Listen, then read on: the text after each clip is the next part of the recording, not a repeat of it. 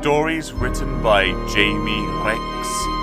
Audiobooks narrated by Samuel Dudley, aka Uncle Mammy.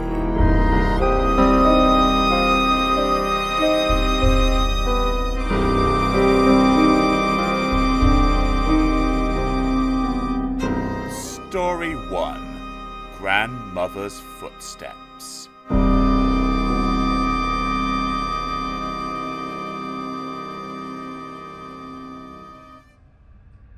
I couldn't sleep.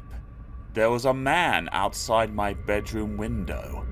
He was a huge man with long black fingernails and wild gray hair. He was trying to get me to let him in, but I wouldn't. He talked to me in a soft, whispering voice about a magic far-off land where trees were made out of breadsticks and the lakes were full of hummus. He said he'd take me there if only I'd open the window, but I wouldn't. He promised me a ride on a flying carpet and a yacht that could sail to the moon if only I'd let him in out of the cold, but I wouldn't. I was too scared. He might have been a ghost. So I lay there for most of the night, just listening to his fingers tapping on the window pane, until finally I plucked up enough courage to speak. "Grandma!" I shouted, and Grandma came running. When I told her that there was a ghost outside my window, she laughed. "But I heard it," I said. "Listen!" We listened to the tapping, and she laughed some more. "And I've seen it," I added, pointing to the window that loomed through my curtain. My grandma stopped laughing and said, "I'm going to tell you a story." "Oh," I said, but I didn't let her see how surprised I was, in case she changed her mind. "This is a ghost story," said Grandma, pulling me up onto her knee. The smell of mothballs was so strong it made me cough. Her bony fingers poked into my ribs as she plumped me up and down like a lumpy cushion. Her cold, dry lips pressed against my cheek. There would be a thin red circle of lipstick there in the morning. I wiped my cheek with the sleeve of my pajamas and settled down to listen. "There was a boy," she said, "not much older than you. His name was Julian, and he lived in a huge, dattery old house by the edge of a lake." "Is he the ghost?" I asked. "No," said my grandmother, "not Julian. His bedroom was right at the top of the house, in a dark, dark room that had once been full to the ceiling with spiders, earwigs, and big black beetles." I pulled the shawl off her shoulders and tucked it into my ears. I felt safer when her voice was ever so slightly muffled. "Go on," I said. "This boy who looked like me was in his spooky old bedroom, and there was a ghost?" "Not yet," said Grandma. "A ghost behind the door," I squealed. "A mad, ranting, blood-sucking ghost waiting to stuff a straw into Julian's head and suck his brains out like a banana milkshake." "No," said Grandma. "It's an under-the-bed ghost, then." "The ghost hasn't turned up yet." "But will there be one?" "As sure as day turns to night," she assured me. "Now, this boy Julian." My grandmother drew me closer and wound her chicken bone arms tightly across my chest. "He was in his bedroom reading a dusty old book by the light of a small, white, guttering candle." "A ghost book?" I said. No, said my grandmother. The ghost comes later. Suddenly the candle spluttered and went out. At first, Julian could see nothing, but as his eyes adjusted to the moonlight, he could vaguely make out a tall, thin, shadowy figure outside his window. "The ghost!" I yelled. "Not yet," said Grandma. It was then that Julian heard the scratching. It was there for just a fraction of a second, but it was enough to make him sit bolt upright in bed and hold his breath. He waited to a count of 10. He heard nothing more and breathed again. The second time, the scratching was louder. "Is it the ghost, Grandma?" I asked from underneath her shawl. "No, dear. Be patient. Just wait and see." Grandma made a funny clicking noise with her teeth and carried on. Julian was underneath the bedclothes in a flash. A ghostly hand was scratching at his window. 5 bony fingers trying to get into his bedroom. He was as good as dead. His mouth was dry. His shiny white knuckles shot out in the gloom under his blankets. Then the scratching stopped. There was a deadly silence. Julian gasped. He closed his eyes and wished with all his might that his ghostly visitor might go away. He wished and wished and wished, and rat-a-tat-tat, rat-a-tat-tat. It was then that the knocking started. "It is the ghost!" I shouted, holding tightly onto Grandma's shawl. "It is not," she said, stroking my hair. "The ghost comes at the end. But Julian doesn't know that because he's in the story. All he can hear is the knocking. All he can see is the shadow lurking outside the window. All he can smell is the fear. His fear, fogging up under his bedclothes." Grandma took out her left eye and polished it. "Well, go on," I said impatiently. Julian lay in his bed, terrified to move lest this huge beastly skeleton should leap into the room and chop him up with an axe. He lay quite still for hours on end, watching the shadow growing larger and larger, coming closer and closer, until suddenly there was a terrible crash of glass as the giant finger smashed in through the window. Julian screamed. He felt a cold rush of air as the ghostly shadow sprang across the room towards him. It was then that the door to his bedroom burst open. "It must be the ghost!" I yelped. "No," said my grandmother. "Not long now, though." It was Julian's grandmother, bouncing into his bedroom, wielding a copper bedpan. She had heard his screams for help and had leapt from her bed to protect him. Julian was curled up under his blankets. "Don't let the ghost get me," he sobbed. "Don't let the ghost chop me up and eat me." I looked at Grandma, and she looked straight back at me. "But you said it wasn't a ghost outside the window." "It wasn't," she replied. The tapping was just the wind, blowing the branches from an apple tree against the window. Then the wind became a storm, and the branches battered the glass until it smashed. It was Julian's imagination that created the ghost. I asked her if that was what had happened to me. She said she thought it probably was. "Oh," I said, feeling rather small and embarrassed. Then I added, "If Julian's ghost was not a real ghost after all, then you lied to me." "Did I?" said my grandmother. You said that you were going to tell me a ghost story. And so I did. And you definitely said that the ghost would appear at the end.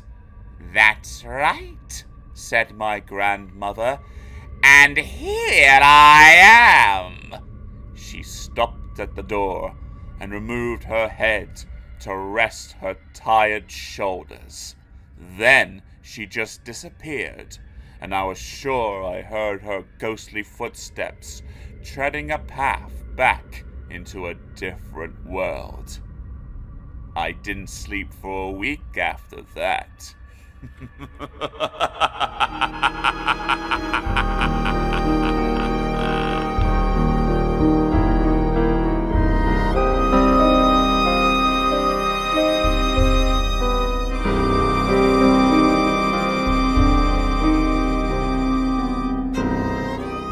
Story 2.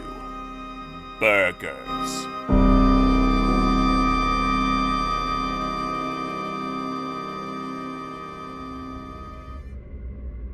The air was filled with whooping and yelling. The ground shook to the sound of thundering feet, and a vast dust cloud billowed up behind the stampeding herd. With nostrils flared and mad panic in their eyes, the school children bumped and jostled each other as they swept out of the coach and poured in through the doors of Burger Skip. They laughed to see the smiling white face of the 20-meter clown which towered over the entrance and bade them welcome. It was the face of Seamus Old Burger, the man who had created Burger Skip. His cardboard lookalike surveyed this scene of hysterical greed and beamed from cutout ear to cutout ear. Though nobody knew it, it was the smile of death. Just another day in Crawley High Street. Just one day closer to complete obliteration of the planet Earth. Meanwhile, somewhere in South America, a herd of real cattle grazed in a clearing on long, lush grass, unaware that Seamus Old Burger had already decided their fate. In his factory, row upon row of little brown polystyrene coffins lay waiting for them, lids agape. Next door, jars of pickled cucumbers, shreds of lettuce, and crispy burnt buns sat in readiness, and beyond them was the slaughterhouse, Seamus's favorite haunt, where the cattle would be smothered to death with lashings of tomato ketchup. Yet, disgusting though this was, Seamus's evil plan for world domination through the minds and stomachs of its children was having a far more sinister effect. In his bid for global expansion, Seamus was sacrificing the heart and lungs of the planet, the Amazonian rainforest. The helicopter swooped low over the treetops, brushing the very highest branches with its floats. "Down there!" shouted the pilot to the clown sitting beside him. "What is?" shouted Seamus back, trying to make himself heard above the noise of the engine. "The greenest, most fertile land you'll find for thousands of miles," said the pilot. "But it's all trees." "It is a forest," replied the pilot. "What do you expect?" "I cannot graze my cattle on twigs and branches," screamed Seamus aggressively. "They need wide, open spaces." "So," said the pilot, "cut all the trees down." "I know," said Seamus, who, like all evil masterminds, had to be the first to think up good ideas. "I'll cut all the trees down and graze my cattle there." "I wish I thought of that," said the pilot. Seamus's eyes lit up with pound signs as the helicopter climbed steeply and headed for home. A family of monkeys, frightened by the screaming engines of the metal bird, leapt for safety. The smallest of them, only 3 weeks old, did not have the strength to jump as far as his parents, and plummeted onto the forest floor below. When his mother found him, his neck was broken, and he was quite dead. The next day, the bulldozers moved in. Seamus needed more space to fatten up more cattle, because more cattle meant more burgers, and more burgers meant more money.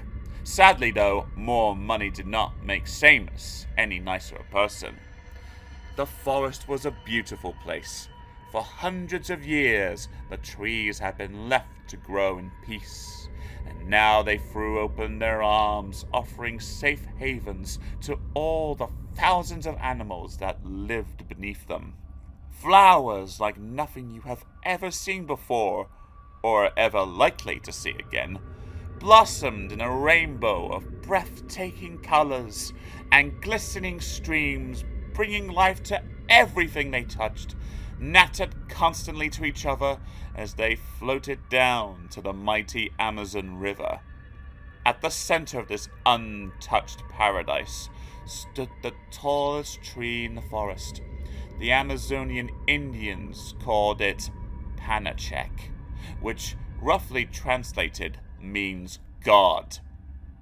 It was a huge 300-foot mahogany tree which, so legend told, was possessed of magical powers. From its roots ran the roots of every other tree in the forest, and the Indians believed that if Panachek should die, then the whole forest would die with it. Seamus O'Burger was driving the biggest bulldozer. He screamed with delight as he thrust the lever forward. The giant claw on the front of his machine chewed a path through the undergrowth and crashed pitilessly into the nearest tree. There was a cry of pain as the roots were torn from the ground, but Seamus didn't hear it.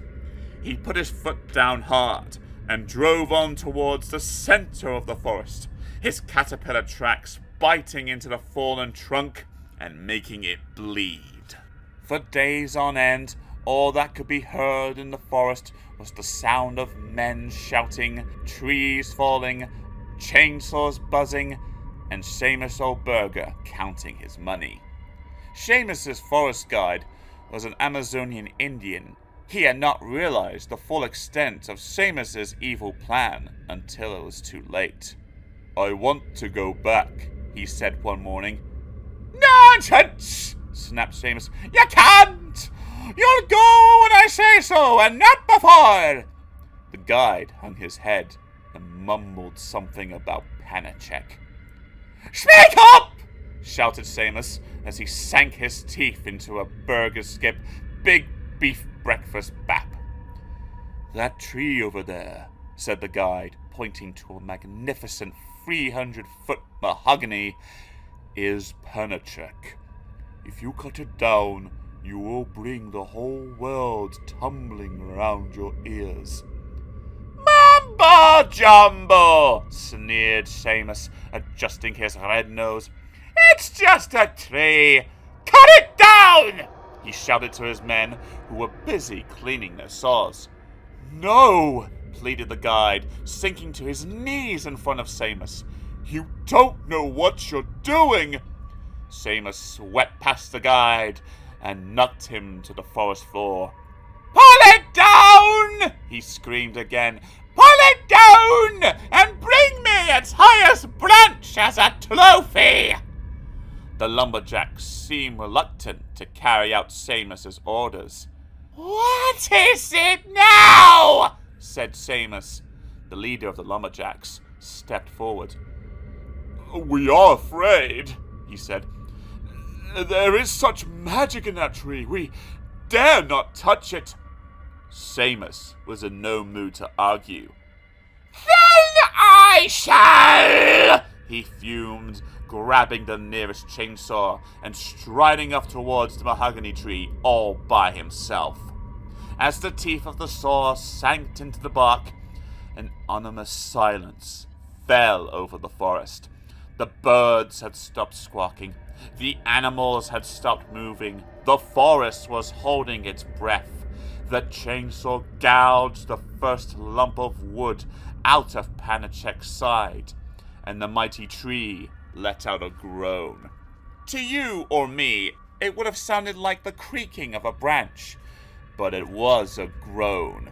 Sap poured out of the cut in a vain attempt to heal the wound, but Seamus was taking no prisoners.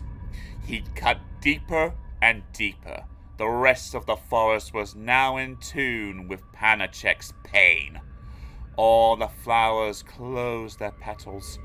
Creepers shriveled and leaves started falling from the trees.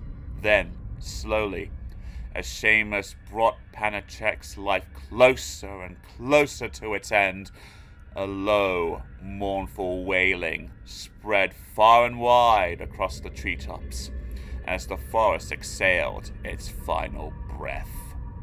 Panachek crashed to the ground, and Seamus stood triumphant by its severed stump. "Now," he said, "I can graze my cattle!" "Yes," said the guide, "but the forest is dead."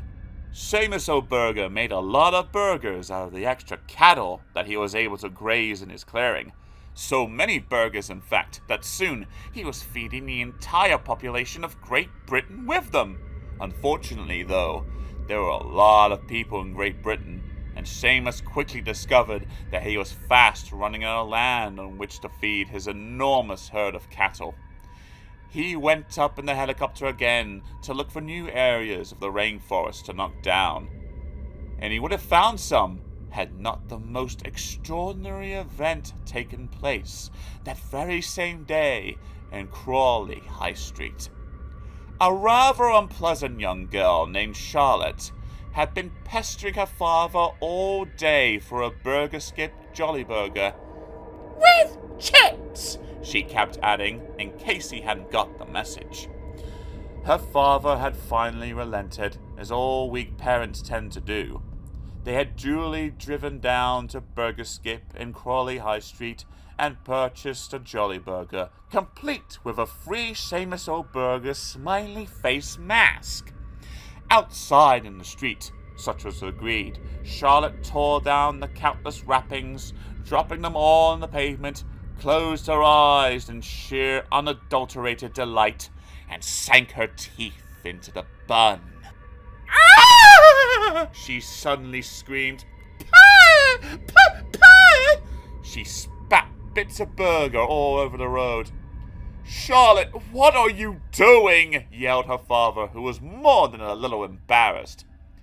"There's a tree in my jolly burger!" she wailed. "A tree?" said her father, snatching the soggy bun from her mouth. He opened it up and took a step backwards in surprise. She was right. There, sticking up in the middle of Charlotte's jolly burger, was a tiny mahogany tree. It was only 4 centimeters tall, but it was a tree all right. Seamus O'Burger heard the news in his helicopter. It was flashed over the two-way radio, which linked him at all times with his own headquarters. "A tree and a jolly burger? It's unthinkable! Turn this thing around!" he shouted to the pilot. "If the press gets hold of this story, I'm ruined!" Back in the offices of Burger Skip, Seamus's team of burger experts were quaking in their boots. "He'll sack us all for sure," said one. "It's not my fault," said another. "I just make the boxes." "Well, where did the tree come from?" said a third, who was hiding under the boardroom table. Just then, Seamus burst into the room. His eyes were blazing with anger, and tiny flecks of white spittle dribbled from the corners of his mouth. He tore off his spinning bow tie, hurled his red nose into the bin, and wiped the clown make-off off his face with his spotty red handkerchief. "Gentlemen," he snarled, "yeah, let me down! All of you! Find me the culprit! Find me the imbecile who planted a tree in Charlotte's jolly burger!" A nervous hand went up at the back of the room. "What?" screamed Seamus. Mr. O'Burger, sir, quivered the tiny voice. I'm afraid that it's not just Charlotte's anymore. You could have heard a pin drop. The man gulped and went on. In the past hour, there have been reports of mahogany trees growing in Jolly Burgers up and down the country. It seems to be happening everywhere. The little man burst into hysterical sobs. That hit me! He squealed as Seamus rose slowly from his chair. Steam was coming out of the trick rose on his lapel. If it was King Henry VIII, I'd send you all to the tower and have your miserable little heads cut off. There was a knock at the door. They all looked round. There was another knock. Chloe! Shouted Seamus, but the knocking continued. Then the door swung open. What do you want? Said Seamus testily. Get out! I should have made you listen before, said the figure in the doorway. This time, you will listen. It was the forest guide who had tried to stop Seamus from harming the mighty mahogany tree, Panachek. I have come to tell you exactly what you have done, said the guide, walking into the room. I chopped down a tree, said Seamus casually. You killed Panachek. You murdered the rainforest, and all in the name of greed. Now you will pay the price.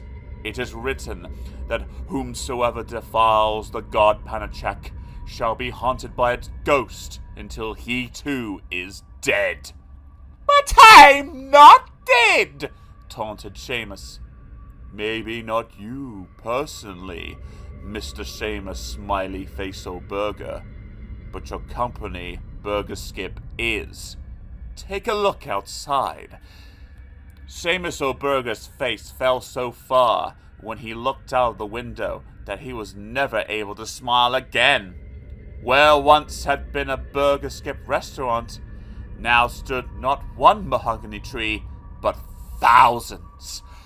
Thousands more were springing up even as he watched. Cars had been abandoned, and people fled in terror as 100-meter trees tore through the tarmac, as if it were no more than tissue paper.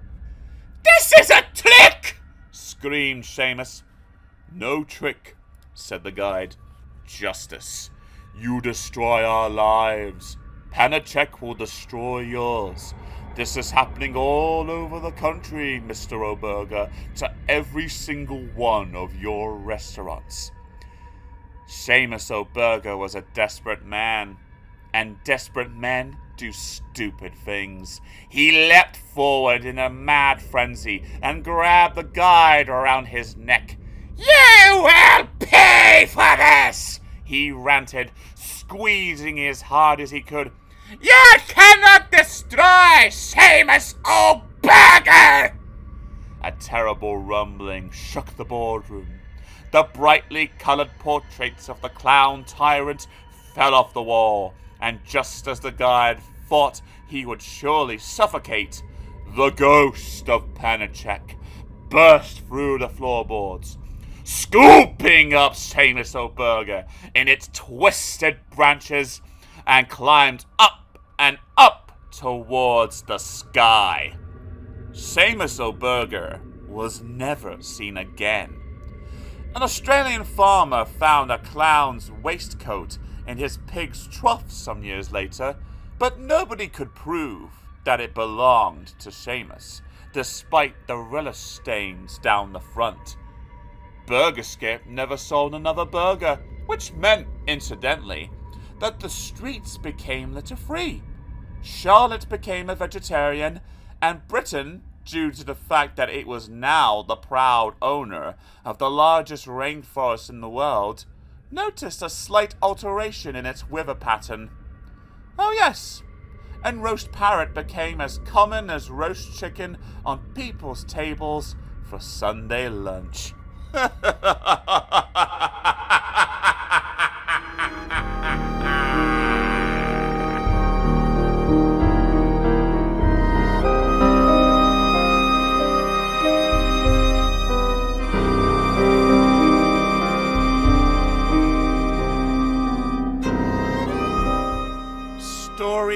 3.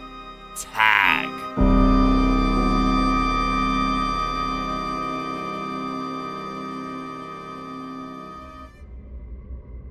Terry Blutch was a spotty child. At the age of 9, he had a face like a piece of nutty chocolate, all lumps and bumps and bits of dirty sticking plaster.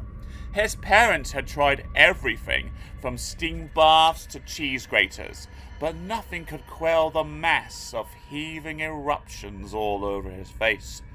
"It might have been something to do with his diet," said one doctor, but it didn't. "It might have something to do with the number of baths he takes," said another. Wrong again. "How about makeup?" said a third. "Do you wear it?" Terry Blutch laughed until his nose nearly burst. "Makeup," he blurred, "is for girls, and I am not a girl." So it wasn't makeup. Now, before we go any further, I don't want you to start feeling sorry for Terry. I know it must have been awful to look the way he did, but he did bring it all on himself. 6 months earlier, he had looked just like every other child of his age. Snotty, dirty, scabby, muddy, and dragged backwards through a hedgie. But, and this is a big but, there was not a single spot to be seen anywhere. It all started on the morning of Jonathan Moore's birthday. Jonathan was one of Terry's friends, and for a birthday present, he had been given the hugest marble in the world by his Scottish grandmother. It had been delivered the night before by an exhausted postman who had rolled it 500 miles from Glasgow. You can imagine the scene when Jonathan rolled his marble into the playground. If he had been pushing a giant Malteser, he couldn't have had more attention. The children swarmed over it like wasps, and Jonathan was the hero of the day to everybody but Terry. Have you ever been jealous? Have you ever had that little green worm crawl into your ear and whisper, "Why's he getting all the attention? You're just as nice as him. In fact, you're nicer. Natalie's only looking at him like that because he's got a big marble. It's you she really likes. Go on, get in there. Make everyone notice you for a change. You deserve it. He doesn't." Terry heard that persuasive little voice on the morning Jonathan brought his marble into school. It made him so jealous that all he wanted to do was to hurt his friend, and the only way he could think of doing that was by stealing something from Jonathan that Jonathan really liked. While all the other children were preoccupied in the playground, Terry slipped back into the classroom, shutting the door behind him so that Mr. Sissons, their teacher, wouldn't see what he was doing. Terry crept over to Jonathan's desk and opened it. Inside, there was a ruler, several rubbers, 4 broken pencils, and a ring of a skull on it. Terry's hand darted out like the tongue of a chameleon, and before he could shout, "Thief!" the ring was snugging amongst the sticky sweet wrappers in Terry's trouser pocket. Now, as any thief will tell you, the first time that you steal is always the worst. After that, it becomes progressively easier. You stop worrying about being caught, and you become more daring with each theft. But each theft feeds your greed. So that 6 months later, Terry was no longer content to snatch rings with skulls on them. Each time, he wanted something bigger and better than the time before. In his room at home, he was amassing quite a treasure trove. Jewelry, bags of sweets, comics, radios. He had even had a pet dog for a while, but when the dog started peeing on his bedspread, he decided to return it pronto to its owner. One day, while the other children were on break and Terry was in his customary hidey hole in the locker room, his shifty eyes fell upon a gym bag. He noticed it because he had never seen it before. It was hanging all by itself from a peg high up on the wall. He could not resist taking a look at it, just in case there was anything worth nicking. The first thing he saw in the bag was a large name tag. A Phantom, it announced in bold letters. Terry had never heard of a boy called Phantom, but it hardly mattered because inside the bag was a brand new football kit, just what Terry had always wanted. There was only one problem. The shorts, the shirt, the socks, even the football boots all had one of these name tags sewn into them. Terry made a snap decision. He wouldn't worry about it. Then he sauntered out of the locker room with the bag slung cockily over his shoulder, as if the football kit had been his all along. If he'd bothered to look back at the peg upon which the gym bag had been hanging, he would have seen it disappear in a puff of purple smoke, leaving in its place a thin treacle of green slime, which slid down the wall and stripped the paint off a school bench. Terry's new football kit was much admired by all of his school friends. In fact, I dare say, that little green worm of envy crept into a few of their ears when they first saw it. Terry wore it most of the time, and as A Phantom never challenged Terry to return his kit, Terry thought that he had got away with the perfect crime. What Terry didn't know was that he would never be challenged by A Phantom, because A Phantom did not exist. A Phantom was a ghost, an exceedingly law-abiding ghost who traveled through time and space in a never-ending quest to bring thieving children to justice. It was about this time that Terry started to notice little red marks appearing on his legs, on his waist, and on the back of his neck. He had been aware that the name tags in his new football kit rubbed him slightly whenever he wore it, but this was to be expected. He had never come across a name tag that didn't itch. That was partially why mothers sew them into clothes, he thought, to ensure that their children's knickers were all lumpy and bumpy. But the red marks would not go away. In fact, they got worse. He started to scratch them in the middle of the night, which was quite the worst thing he could do. They got angrier and angrier, until one morning he woke up to find himself covered in tiny purple lumps. The doctor took one look at them and declared, "No chocolate, no sugar, no sweets of any description. Sticky buns are out, and Coca-Cola is a definite no-no. I want to see you eating greens, lots of them, plenty of fresh fruit, brown bread, and a huge spoonful of vinegar before every meal." Terry's face turned a nasty shade of green. "But, doctor," said Terry's mother, "what's the matter with him?" "Haven't got a clue," replied the doctor. "But that's what I eat every day, and it's never done me any harm. Next!" That night in the bath, Terry's mother let out a little scream as she turned Terry round to scrub his back. The purple lumps have spread. "They're all over your back," she yelped. "Oh dear! Terry, you haven't been playing with any chickens behind my back, have you?" What?" said Terry, who didn't know what his mother was talking about. "I think it might be chicken pox." It's not chicken pox, Mom. The doctor would have said so. "It's that football kit," said his mother suddenly. "Ever since you've been wearing that blessed football kit." She couldn't continue and left the room in floods of tears. The spots were growing at an alarming rate. Very soon, his whole body was covered in a mass of itchy zits that throbbed and pulsated like a set of disco lights.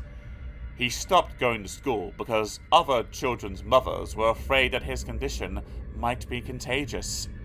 Terry just lay in his darkened room, wondering why on earth it should happen to him. One night, he found out. He couldn't sleep. The spots itched him more than usual, and whenever he scratched one, he felt a pop, which was so painful that he had to bite his lip so as not to cry out. He lost count of how many spots popped that night, but at a guess, I'd say somewhere in the region of 1,020. At 3 o'clock, he could bear it no longer. He let out a pathetic wail and cried for his mummy. She came running into the room, tripping over her dressing gown, and landed face down in a pool of sticky stuff by his bed. Cue more tears from Mother. Her baby was lying on the bed, his skin all purple and bubbling, and where there had been spots there were now 1,019 name tags, and each one proclaimed in bold letters, "A Phantom." But what of the 1,020th spot? If you recall, I said that 1,020 spots had popped that night. Terry's mother found it. It was the biggest name tag of all, stitched into the back of Terry's neck, and on it was printed one word, 5 simple letters. Thief! Cut it off! Wailed Terry as his mother rushed into the bathroom to find a pair of nail scissors. Unpick the stitches, please! Terry's mother snipped away at the stitches for half an hour, but just as soon as she had pulled one out, another magically appeared to take its place. There's only so much unpicking a mother can take. Terry's mother finally laid down her scissors, turned Terry round to face her, and asked him what it was all about. Terry's confession took a little under an hour to come tumbling out. He told his mother about the ring with the skull on it, about the radios, the bag of sweets, and the gym bag in the locker room. His mother listened without saying a word, but when he had finished and had cried himself dry, she told him what he had to do. The next day, Terry went back to school. He hung his head in shame as he slopped through the playground. The other children stopped shouting and pointed at him. They had never seen a boy covered in name tags before. He went into the building by the side door and slipped past the head teacher's office into the locker room. Terry checked to see if he was alone before taking the gym bag out from underneath his jumper. Then, climbing onto a bench, he reached up and hung it over the peg on which he had first found it. Quickly, he jumped down and ran out of the locker room.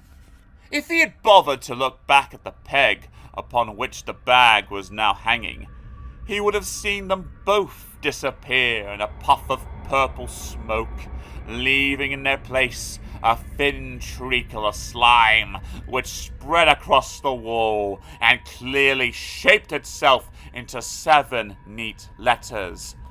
The message read, "Goodbye." The next day, Terry's name tags had completely vanished, all except one, thief. That remained stuck fast to the back of his neck.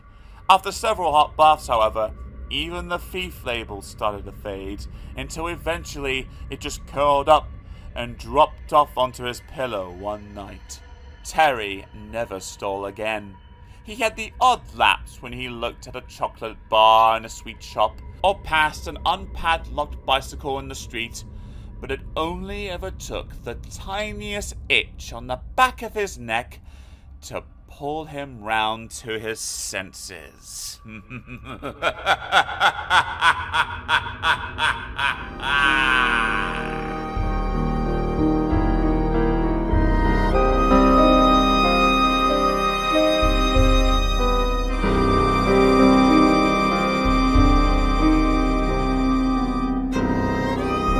Story 4: The Locked Door.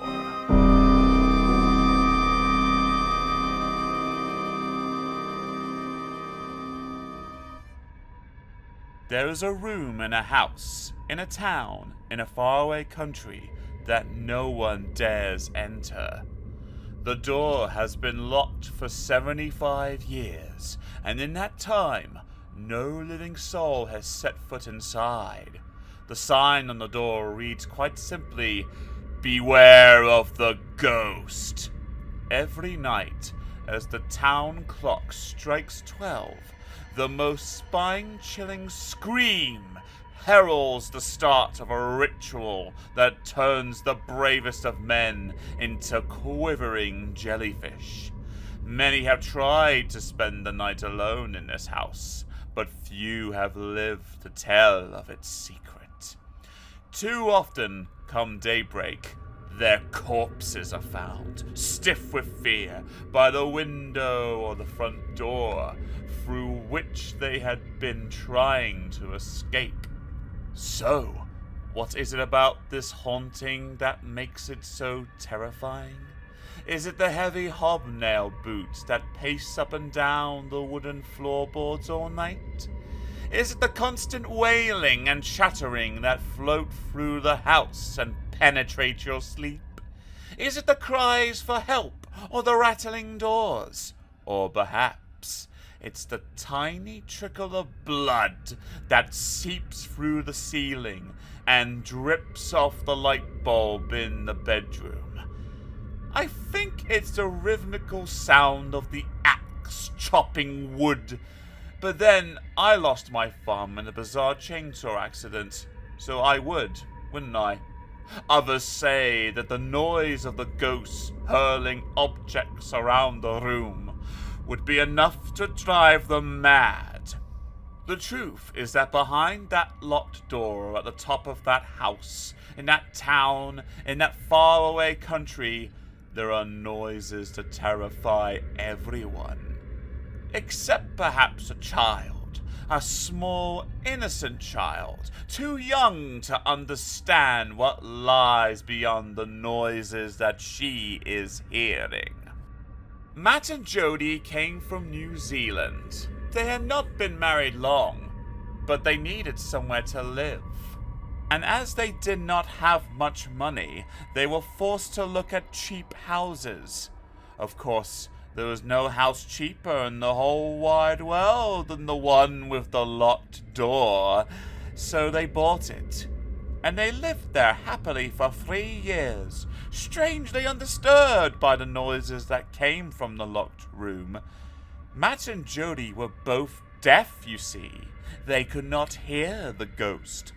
After 3 years, they had a baby daughter, and they called her Rosie, because that was the color of her cheeks.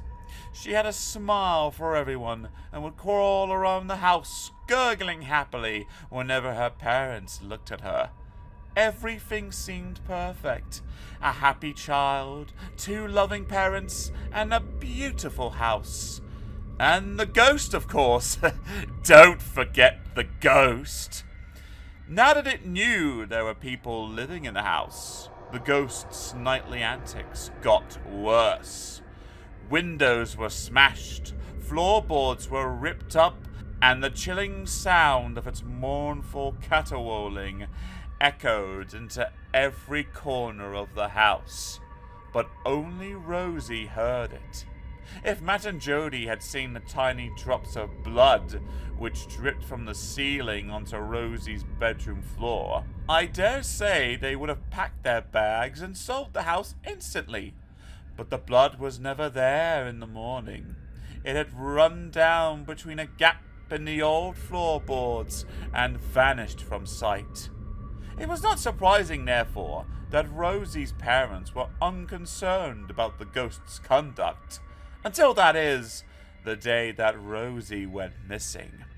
They ran through the house, searching everywhere. The larder, the broom cupboard, the coal hole, and even the cellar, which was dark and damp and hung with cobwebs. Nothing. There was not a sign of her anywhere. Unless Matt took the stairs 3 at a time. He had been up to the top of the house only once, when they had first moved in, and now he could barely remember what it looked like.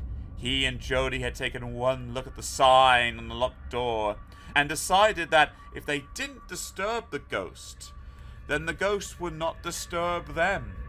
But Rosie couldn't read, and she wouldn't know what the words "beware of the ghost" meant, even if she could.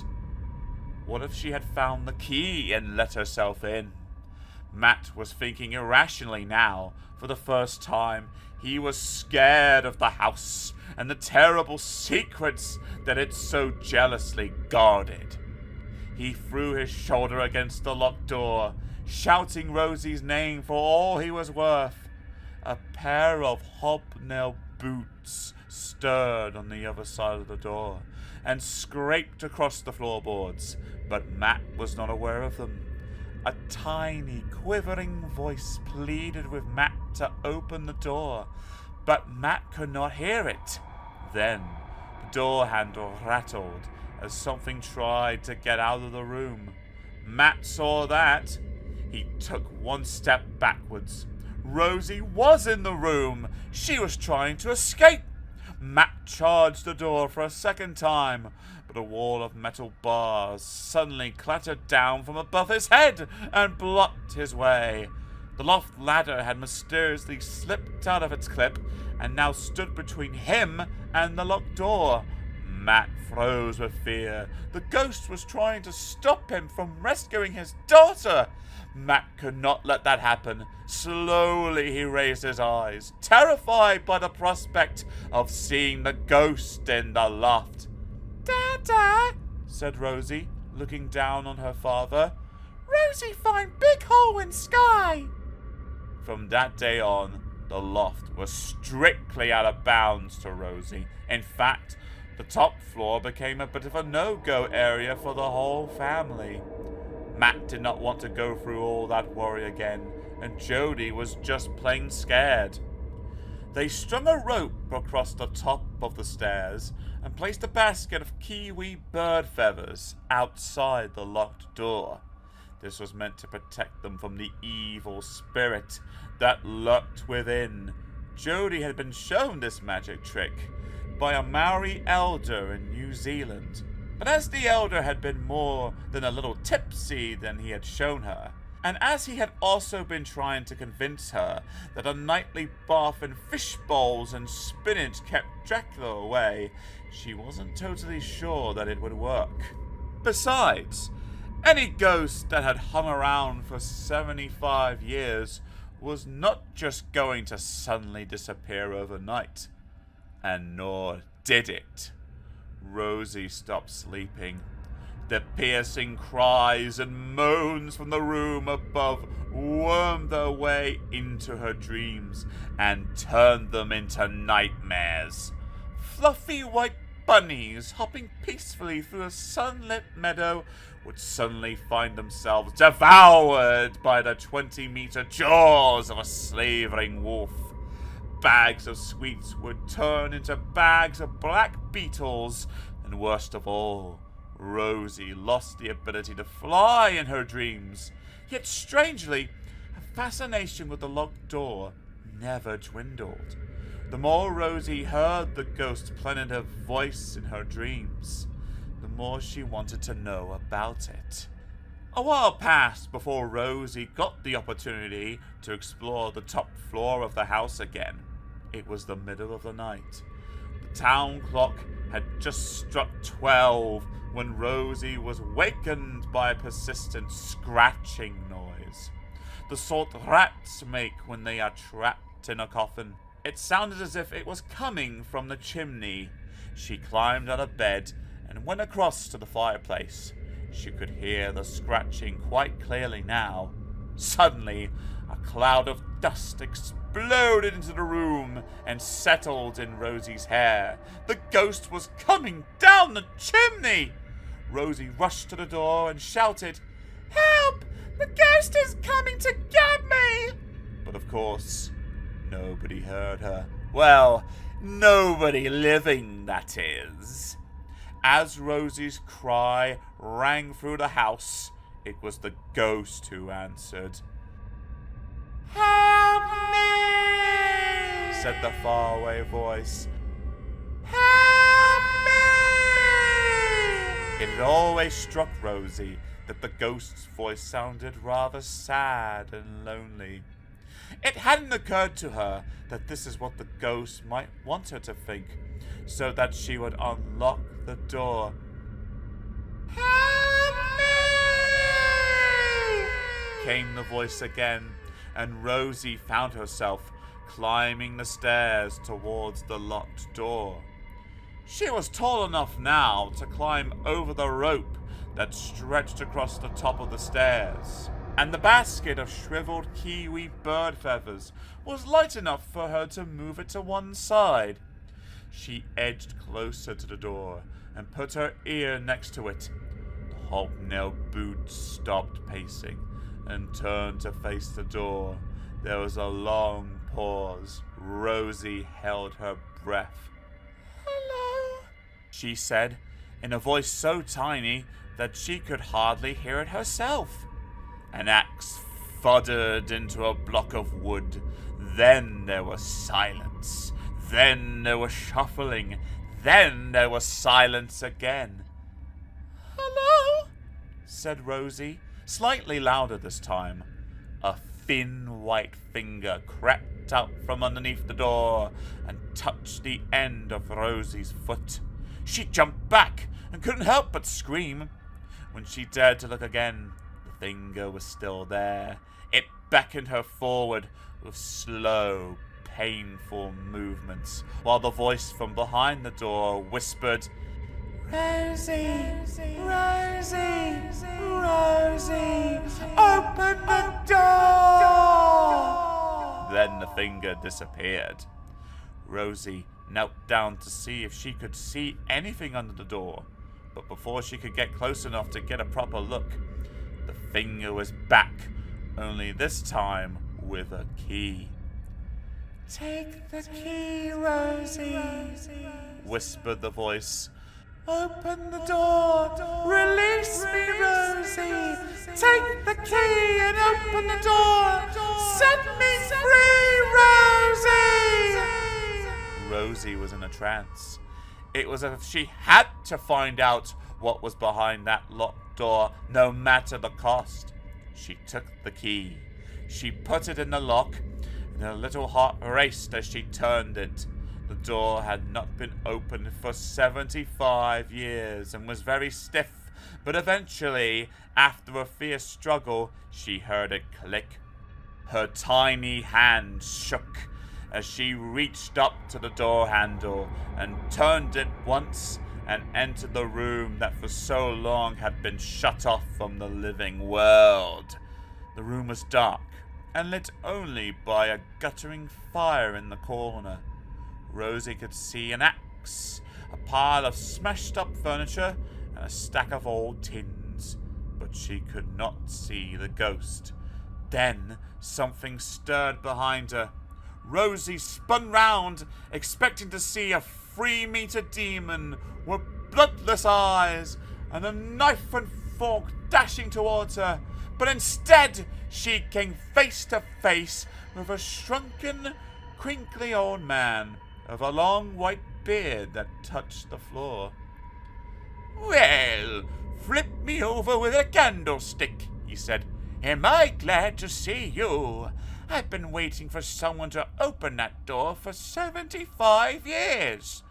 When I catch the person that locked me in here, there's going to be all hell to pay." "Excuse me," said Rosie, who was not as frightened of this ghost as she thought she was going to be. "Are you a ghost?" "Good heavens, no, young lady," replied the old man. "I certainly hope not. Now, do you think we could go down to the kitchen and find something to eat? I am absolutely famished." So Rosie took the old man downstairs to meet her parents. Imagine Matt and Jody's surprise when they discovered that there had been an old man living behind that locked door all the time, and that they had been too frightened to let him out. Imagine their surprise as well when they realized that they could hear every single word he said. "But Rosie told us you made such a terrifying noise," said Jody. "Well, wouldn't you, after 75 years? It was getting to the point where I thought I was never going to be rescued," said the old man indignantly. "And the axe," added Matt. "I had to make firewood somehow, didn't I?" said the old man. But the drops of blood which dripped from my ceiling, asked Rosie. Where did they come from? Ah, yes, well, I didn't say I was very good at using the axe. I kept cutting my finger. The old man looked embarrassed, so they didn't question him further. They let him eat his slice of chocolate sponge cake instead. As the old man picked the last cake crumb from out of his beard and licked his bony fingers, Rosie tucked his sleeve. She had been thinking hard for some time. So, how old are you? She said. I'm not sure, replied the old man. About 115? Wow, said Rosie. I've never sat on anyone's lap who was that old before. And she leapt up to sit on the old man's lap. Instead, she found herself sitting on an empty chair. There was no old man.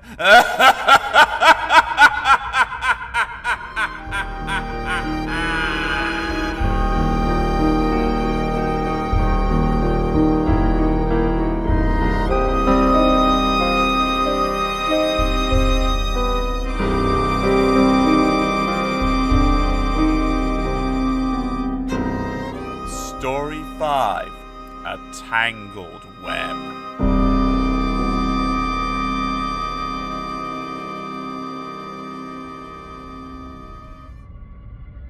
Nigel could sometimes be charming, usually when he wanted something, like a pencil with a rubber on top from Madame Tussauds, or the last jam donut. Generally, though, he was pretty annoying. What were those funny little clicking noises he made with his tongue?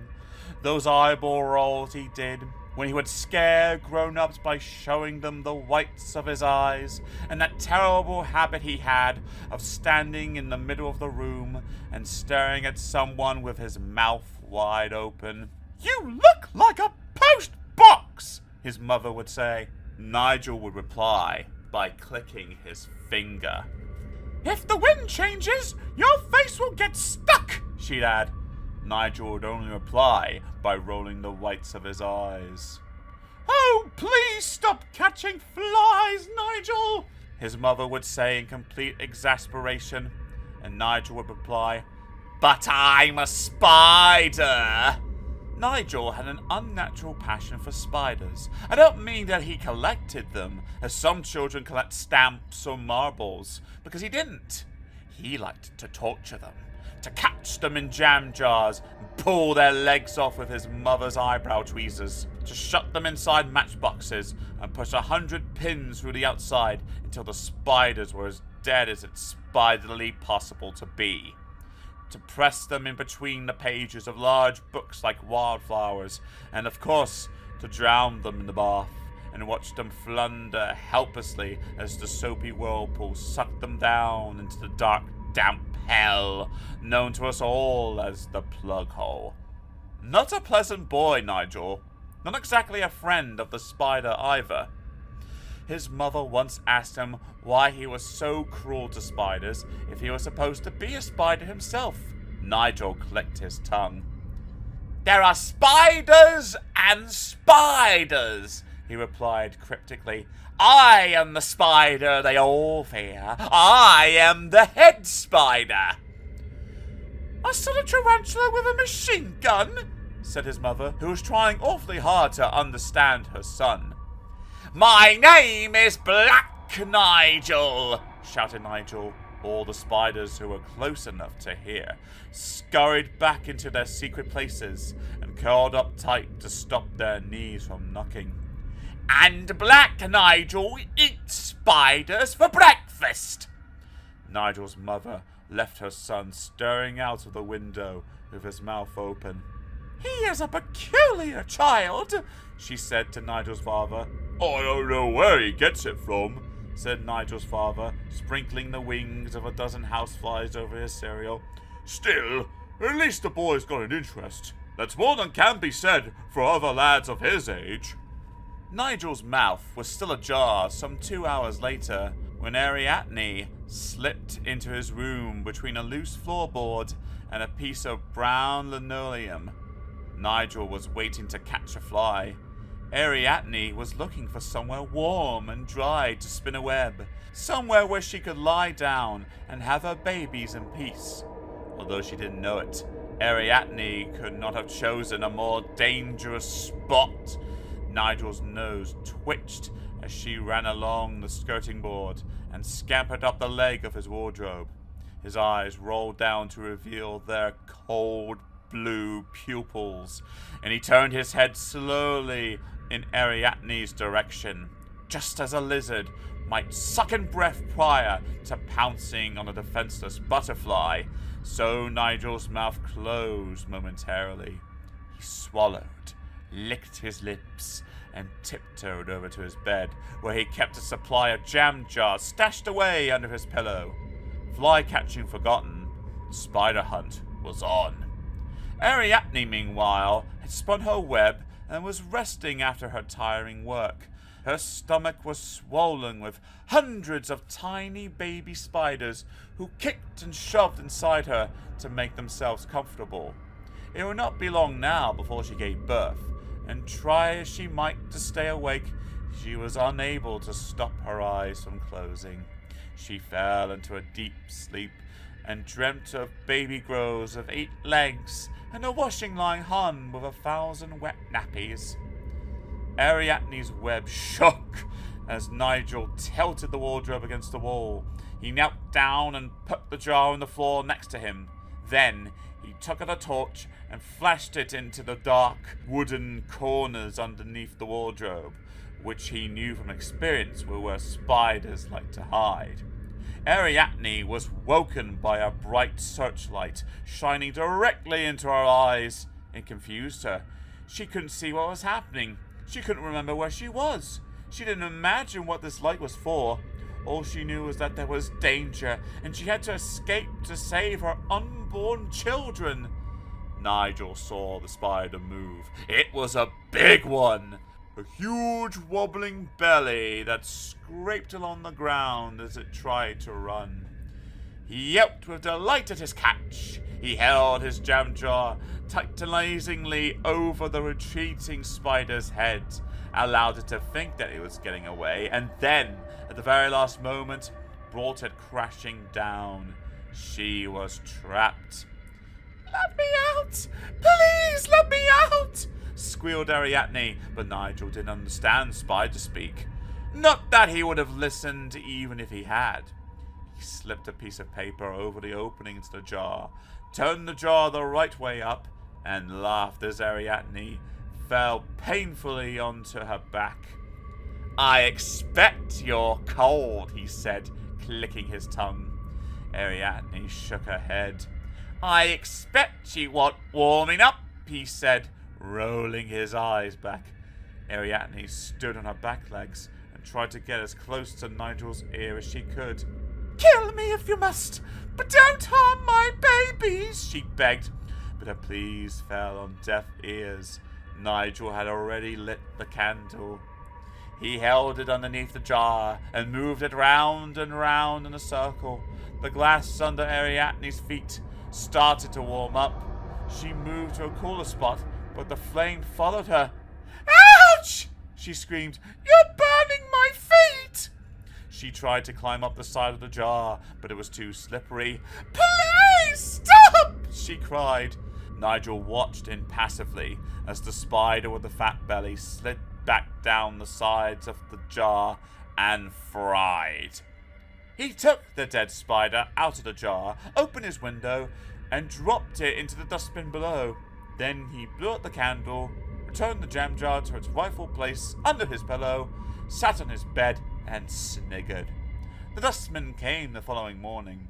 They threw Ariadne's body into the middle of a churning mass of rotting debris and drove her off to the corporation dump. The seagull streaked overhead as the dust cart tipped its foul-smelling cargo onto the rubbish heap, and Ariadne came to rest, sandwiched between a cardboard box and a maggot-infested peach. "Nigel, please close your mouth," said his mother at dinner that night. And stop rolling your eyes, added his father. How many times do we have to tell you? If the wind changes, my face will stick. Yes, I know, said Nigel lippily. I can't help it. That's because you've been doing it for so long, you've forgotten how to look normal, chided his mother. They ate in silence. Nigel was trying to remember what his normal face looked like. Nigel spoke first. Can I watch the telly before bed? He asked. If you promise not to pull any more faces, replied his mother. I promise, said Nigel, closing his mouth quickly before his parents noticed that it had started to drift open again.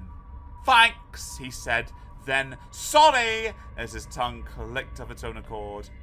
As darkness fell on the rubbish tip, something stirred underneath a cardboard box. A maggot-infested peach rolled to one side. A dead spider turned over in its putrid grave. Ariadne had not come back to life, although, if you had seen the wild bumping and thumping in her stomach, you might have forgiven for thinking that she had. The baby spiders, which she had been carrying while Nigel had so cruelly killed her, were being born.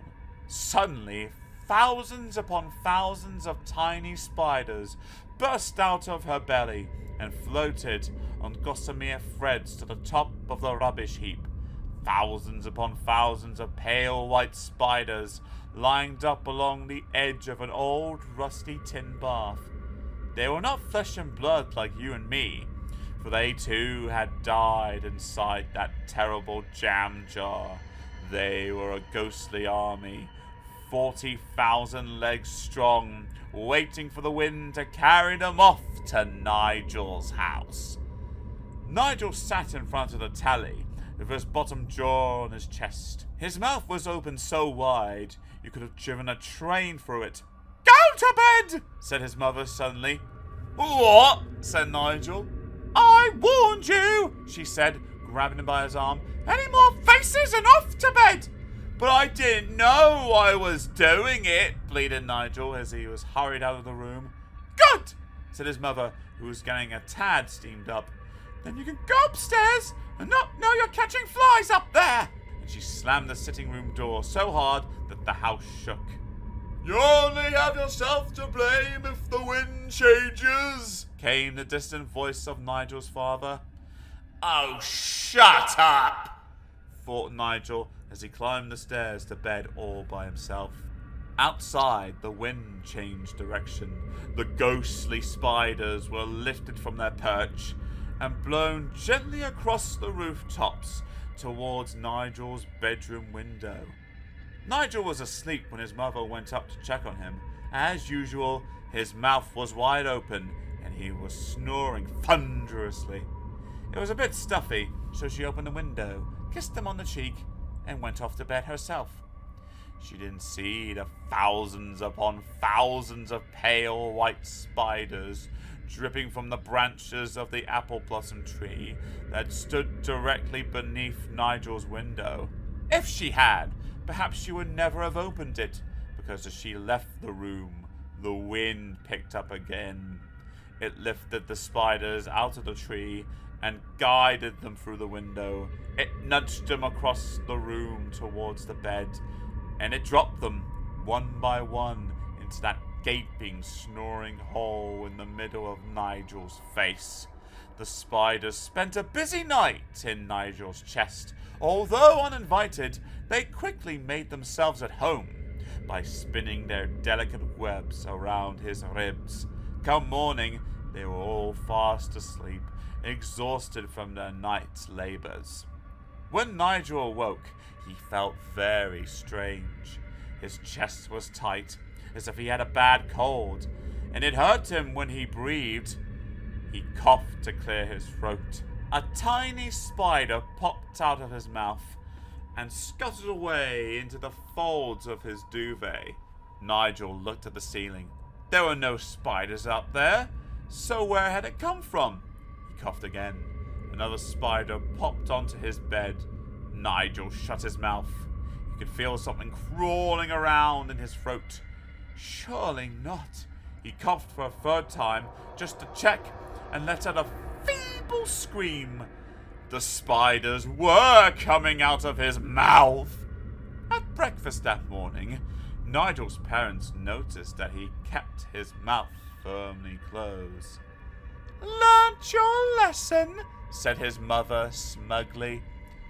"Yes, definitely," mumbled Nigel between pursed lips. "I'll never open my mouth again." And he never did. From that day onwards, Nigel kept his mouth shut tight for fear that another spider might pop out. He stopped rolling his eyes and clicking his tongue as well. He took up knitting instead. He would sit all alone for hours on end, winding lengths of white wool between the bedposts at either end of his bed. He had no idea why he did it. He just knew that he had to. It was instinctive, just like a spider spinning its web.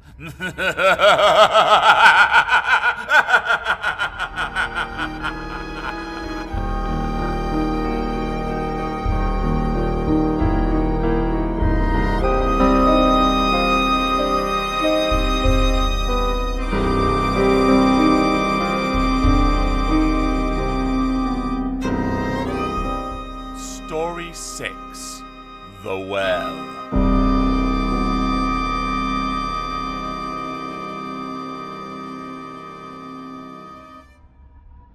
Granny and Grandpa Hawley lived in a beautiful cottage in Devon called Wells Deep. Granny Hawley spent most of her days in the garden, tending the flower beds and picking the raspberries and blackcurrants that grew in abundance up the wall behind the compost heap. Grandpa Hawley had bought himself a garden buggy. He would spend his days driving around trimming the lawn and stopping occasionally to do battle with an enormous weed. In the center of the garden, there was an old well from which the cottage's name had derived. According to parish records, the well had been there for over 1,100 years. If you dropped the stone in at the top, it would fall for 26 seconds before it hit the water. The well was very deep. Granny and Grandpa Hawley had 2 grandchildren, Louis and Ben. Ben was the oldest, but not by much. They were not particularly naughty children, but they did like sticking their fingers into things that ought not to have little fingers stuck in them. Let's face it, they were ordinary kids. Inquisitive, clumsy, obstinate, and above all, fearlessly attracted to water, like mice to a mousetrap. Granny Hawley pushed the sun hat off her eyes and rested her hands on her broad, aching hips.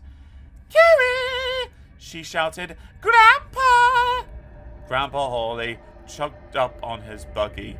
"Yes, my dear," he said, knocking the tobacco out of his pipe onto her begonias. "I do wish you wouldn't do that, John," she said. "Sorry, oh dear. What did you want me for?" "The well," said Granny Hawley. "The grandchildren arrive tomorrow, and you have promised to block it up." "Have I?" said Grandpa Hawley. "You know you have," said his wife. "Now run along and do it. We don't want Louis and Ben falling down the well on the first morning, now do we?" "Couldn't it wait?" "No," said Granny Hawley emphatically. "Now, I'll tell you what I'll do," said Grandpa Hawley, putting on his "I am thinking deeply" face. "First thing tomorrow morning, I'll go down to the shops and buy a plank of wood and some nails. I'll have the whole thing finished by lunchtime." "It would be simpler if you just did it now," insisted Granny Hawley. "Not tonight, my dear. I haven't finished the mowing. Tomorrow morning's best."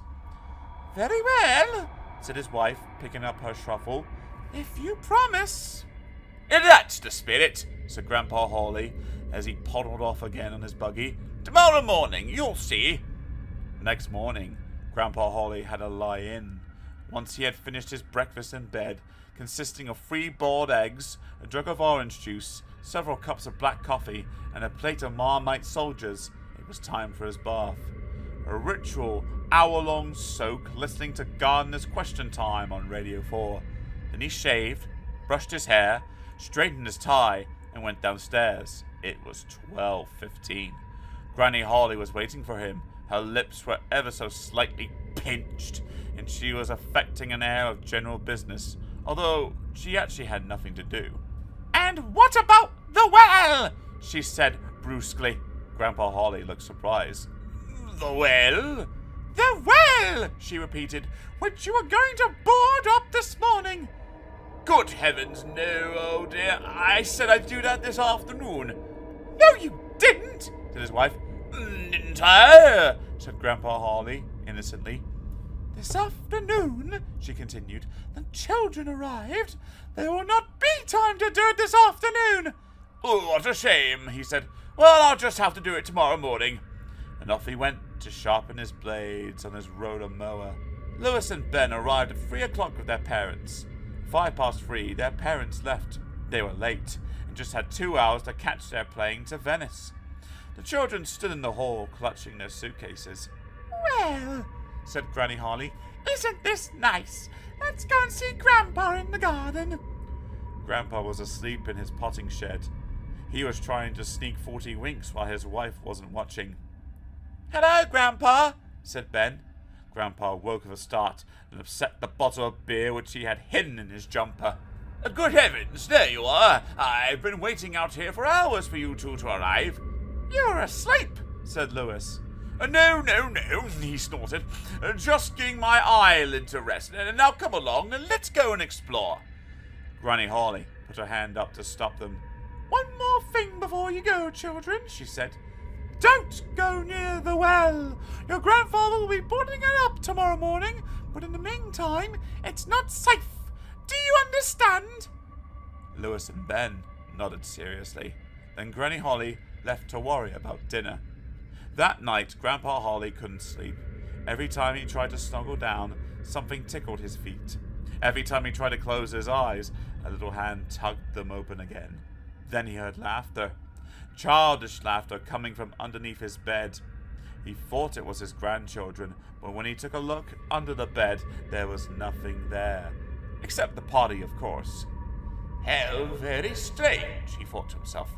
"Good Lord, there it is again!" The laughter was more distant now. It was coming from outside in the garden. He crawled out of bed and went over to the window. The curtain was slightly open, and through the gap he could see the well. Unless his old ears were playing tricks on him, it was the well that was laughing. The well was laughing at him! "Just because I haven't had time to board you over," thought Grandpa Holly crossly. He shook his fist at the well and shouted, "I'll show you! Tomorrow morning you'll see!" Granny Holly sat up in bed and got quite a shock. "What on earth do you think you're doing, John?" "Just having a couple of words with the well, dear," said an embarrassed Grandpa Holly. "Well, come back to bed," scolded his wife. "You look ridiculous," which he did. "You don't know you've forgotten to put your pajamas on, don't you?" Grandpa Holly looked down and sprang back into bed like a naked gazelle. Tomorrow morning arrived. At 9 o'clock precisely, Grandpa Holly marched out of his potting shed carrying a tape measure, a pencil, and the look of an extremely busy man. He reached the well at 2 minutes past 9 and proceeded to walk around it several times, stroking his chin and shaking his head wisely. Then he unwung his tape measure and lay it across the opening to the well. As he bent down to read it, the measure rolled up, backflipped off the edge of the well, and disappeared into the water 50 meters below. Grandpa Holly stood absolutely still. Then he screamed with rage, tore off his hat, and hurled it down the well after the tape measure. Louis and Ben watched this from the bedroom window and decided he had just gone mad. "It can't be done," said Grandpa Holly to his wife. "Not until tomorrow, at least. This job needs specialist equipment. You know, hammer, saw..." He couldn't think of anything else. "I need more time to plan." "Yes, dear," replied Granny Holly, who knew from experience that there was no point in arguing with him when he was in this kind of mood, even though she knew he was wrong. After lunch, Grandpa Holly had a sleep, well earned in his opinion, while Granny Holly dead-headed a few roses. Lewis and Ben were playing hide and seek by the raspberry canes when Lewis spotted a wooden bucket. "Let's play pirates!" he yelled, running across the lawn and jumping inside it. "I'm Lookout!"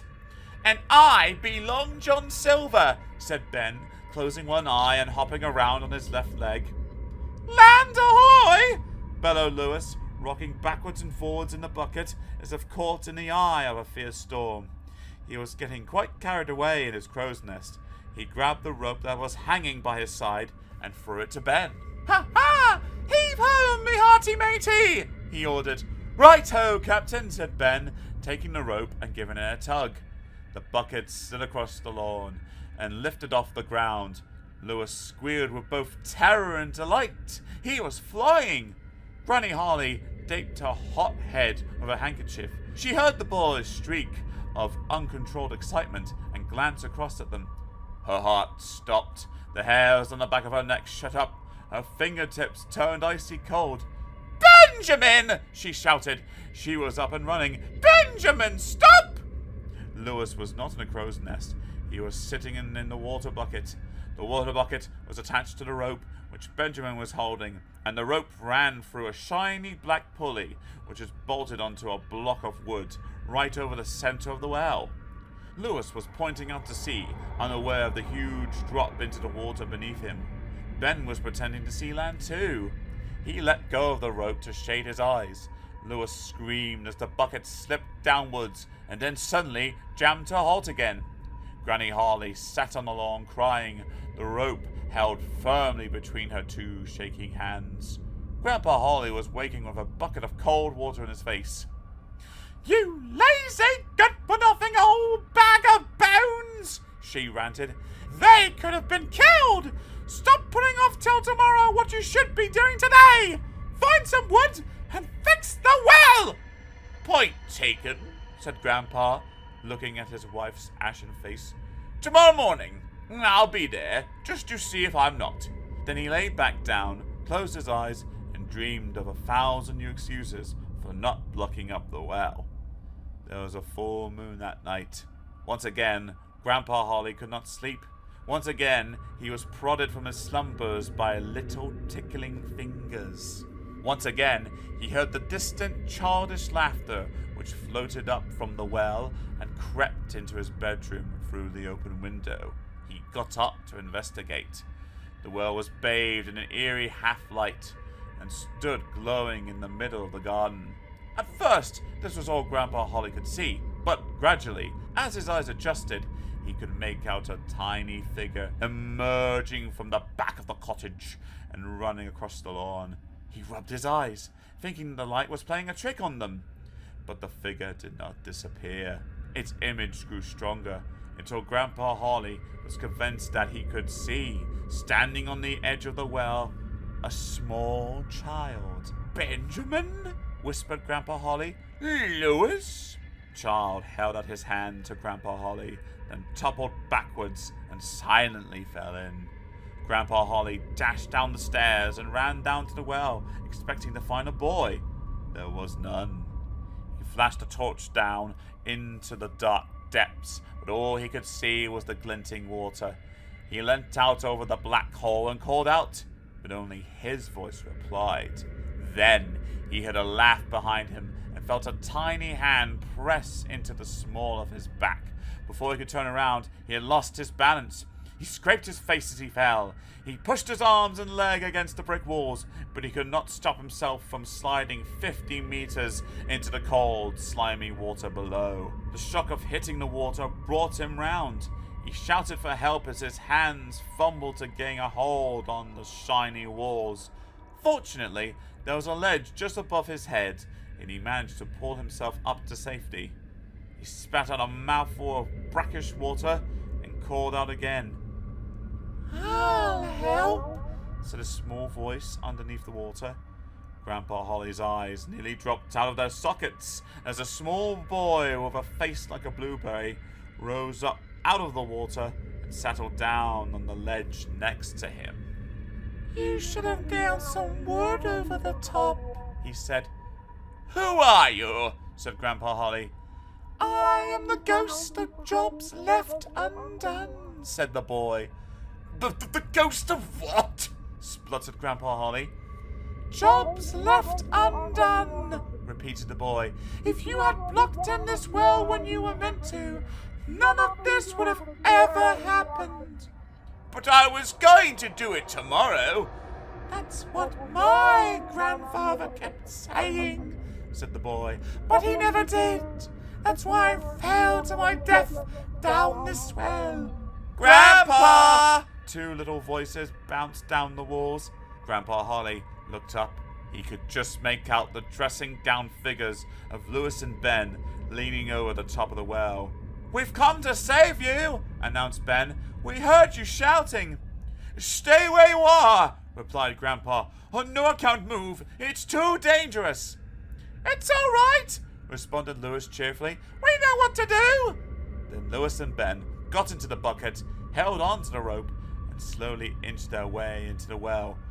No! Roared Grandpa. The rope won't take the weight.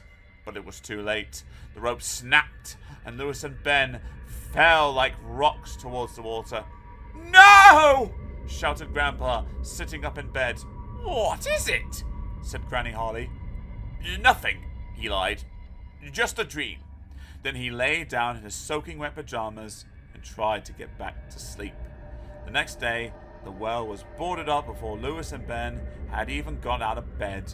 Grandpa Holly was taking no more chances. Well done, said Granny Holly, admiring his clumsy handiwork. And about time, too. Grandpa Holly looked sheepish and picked a nail out from in between his teeth. Well, now that you've done that job, she added, you can paint the outside of the house. You've been meaning to do that for ages. Tomorrow, said Grandpa Holly. I'll do it tomorrow.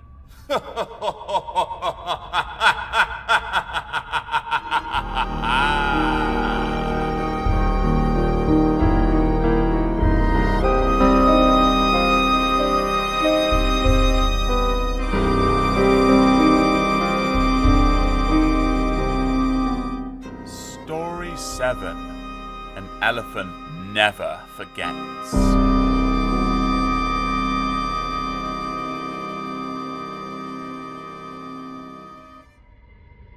If you know what happened to Belinda and Percy Crump Dump, then don't say a word, because you'll only spoil the ending for the others.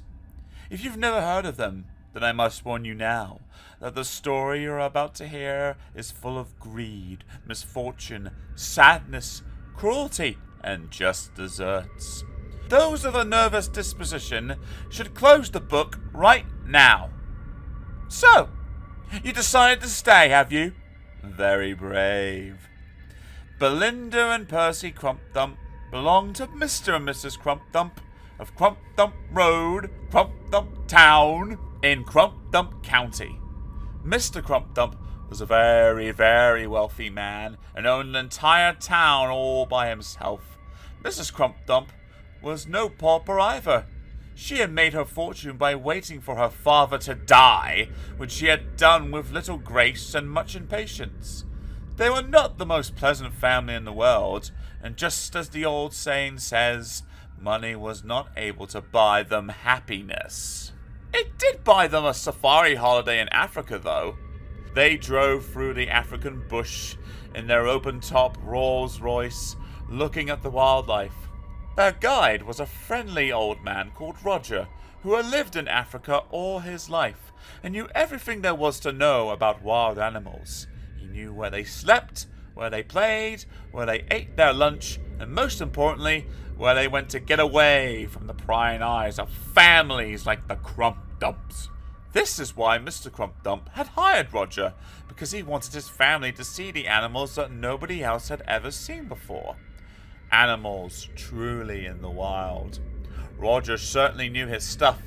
He spent day after hot day running in front of the Rolls-Royce, looking for signs that would tell him whether there were any animals about. He found plenty. The Crump Dump saw a sleepy tiger stretched out on a high branch, next to Impala that had just killed and dragged up the tree for his breakfast. They saw a branch of baboons grooming each other by the edge of a lake. A herd of giraffes moving gracefully across an open plain, thousands of wildebeest, a family of lions, and a funny-looking pig called a warthog. Yet Belinda and Percy never once showed even the tiniest flicker of interest. I want to see an elephant, moaned Belinda. If we wanted to see lions, added a very grumpy Percy, we could have just popped along to London Zoo. Mr. Crumpdump stopped the car. Mrs. Crumpdump was crying. What is it, dear? He said, offering her a towel to wipe her eyes with. Our little babies are not happy, blubbed the stupid woman in the bush hat. Mr. Crumpdump stood up in the car and shouted for Roger. Yes, sir, said Roger when he arrived seconds later, panting. Call yourself a guide? Sneered Mr. Crumpdump. My children want to see an elephant, and you haven't managed to produce one yet. I am doing my best, sir, said Roger, but elephants do not grow on trees. More's to plenty, sniped Percy. We might see one if they did. Luckily for Roger, it was not long before they did see some elephants. In fact, they very nearly ran them over. A large family crossed the road in front of the Rolls Royce as it turned the next corner. The bull elephant led the way, followed by 6 young ones. They had their trunks wrapped around each other's tails so as not to get lost. Bringing up the rear was the mother. She was very nervous and trumpeted loudly when she saw the car, for fear that the Crumpdumps might attack her brood. Aren't they just gorgeous? said Belinda. I want one, said Percy. Mrs. Crumpdump was quick to reply. I am not having an elephant in my house, she said. Meanie, said Percy. You never let us have what we want. Why not? Because I don't want them pooping on my new carpet, said Mrs. Crumpdump. Belinda tossed the curls off her forehead and laughed at her mother. Oh, Mummy, she said. You are a silly Mummy. It wouldn't have to be alive. No, we could shoot it, added Percy. A dead elephant, said their horrified mother. Oh, it would smell the house down. No! And that's my final word. Belinda went all gooey and stroked her father's hair. She knew every trick in the book when it came to getting what she wanted. Please, Daddy, she said in her most sugary voice. Pretty please with pink bows on. We'll see, said Mr. Crumpdump, beaming munificently. But you are not allowed to kill elephants, said Roger, who had been listening to every word. It is against the law. We will see, said Mr. Crumpdump angrily. He didn't like to be contradicted, especially by a paid guide. He slammed the Rolls Royce into gear and drove off in a swirling cloud of dust, squashing Roger's foot as he went. Belinda and Percy sulked all the way home. They made it quite clear from their long-faced silence that they wanted a baby elephant. It's only one, said Percy on the aeroplane back to England. It's not as if we're asking for the whole herd. Mr. Crumpdump smiled a private smile behind his copy of Moneymakers Monthly and took another sip of brandy. The children went back to school a week later. Mr. Crumpdump went back to work, and Mrs. Crumpdump went back to her favourite clothes shop and spent £5,000 on a dress that she wasn't sure she'd ever wear. One morning, while the Portuguese maid was spreading caviar on Belinda's toast, the doorbell rang. I'll get it, shouted Percy, leaping up from the table before anyone could stop him. It was the postman, carrying a large parcel wrapped up in brown paper and string. Mr. Percy Crumpdump, said the postman. Yes, said Percy. Got a parcel here for you and your sister. Hot foot from Africa, you might say. He chuckled at his own joke, but Percy didn't understand it. Who is it? shouted Mr. Crumpdump from the bathroom upstairs. The postman with a hot foot from Africa, Percy shouted back. Mr. Crumpdump bounded down the stairs in his dressing gown, his face still covered with shaving foam, and said, "Oh, good! I thought it would never arrive." Then he gave the startled postman a £50 note, shut the front door, and carefully carried the parcel into the sitting room. By now, Belinda had joined them, all thoughts of Bergolia toast banished from her mind. "What is it?" she said excitedly, jumping up and down on her mother's new carpet. "Why don't you open it and see?" said Mr. Crump-Dump, his grin now stretched from ear to ear, and there was a very real possibility that if it grew much wider, his face might split in two. The children tore at the brown paper and string until their fingers bled. 30 seconds later, they uncovered their father's secret. It was grey, it was just over 1 meter tall, and it had 5 white toenails. "Oh," said Percy. "What is it?" said Belinda. "It's disgusting," said Mrs. Crump-Dump, who had just walked in. "It's an elephant's foot," said Mr. Crump-Dump proudly. "Yes, but what is it?" said Belinda again. "It's an elephant's foot umbrella stand." The children smiled weakly at their father. He had definitely gone a bit soft in the head. What did they want with an umbrella stand? Mr. Crump-Dump continued. "You remember those baby elephants we saw in Africa? The ones you wanted to bring home with you?" They nodded. "Well, obviously, I couldn't bring a whole elephant back to England, so I had a hunter cut off one of the baby's feet. Oh, isn't it lovely?" Percy looked a trifle confused. "Do you mean to say that one of those baby elephants that we saw is walking around with only 3 legs?" he asked. "No, of course not," said his father. Percy and Belinda looked relieved. "Of course he's not walking around. He's dead. I had him shot before I chopped his leg off." "That was kind of you," said Belinda. There was an uneasy silence, because nobody knew what to say next. It was Mr. Crump-Dump who spoke first. "Good. Well, I'm glad you like it. I'll put it in the hall next to the leopard skin rug."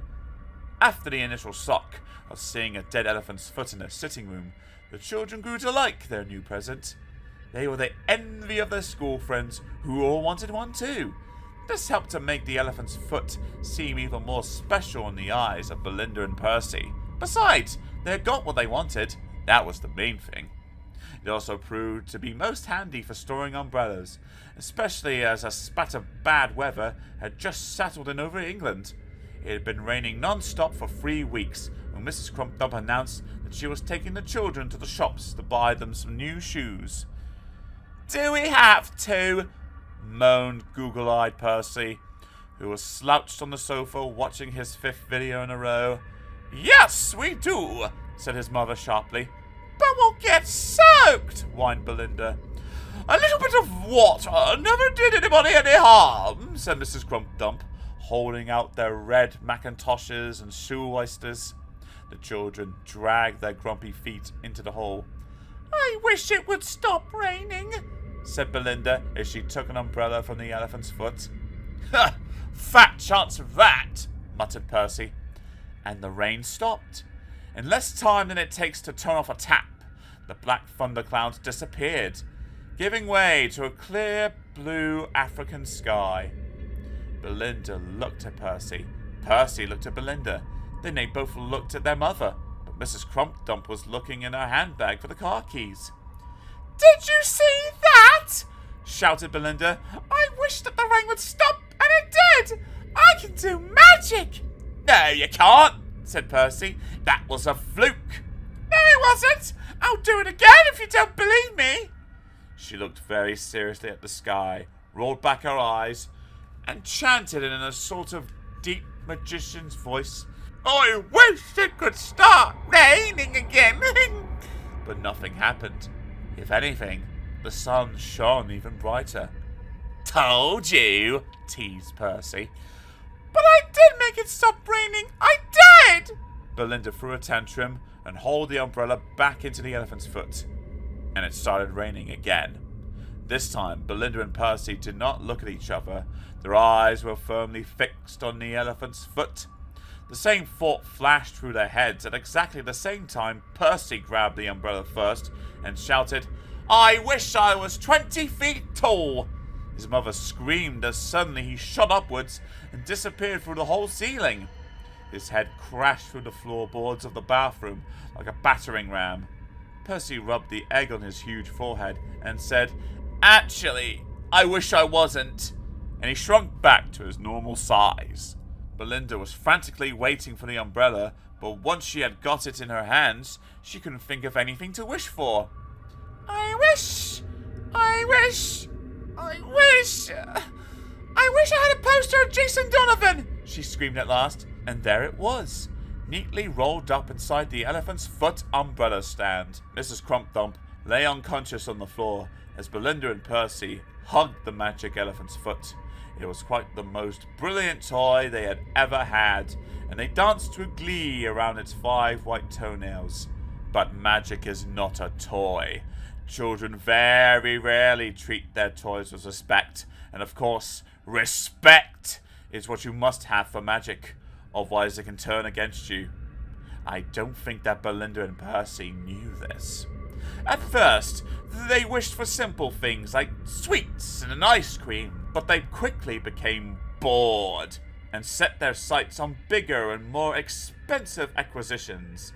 Belinda got a pony, a pair of skis, and a live-in hairdresser, while Percy concentrated more on the death and destruction range of modern toys. A complete set of action men, a solid gold gladiator shield, and a fully armed electric Sherman tank.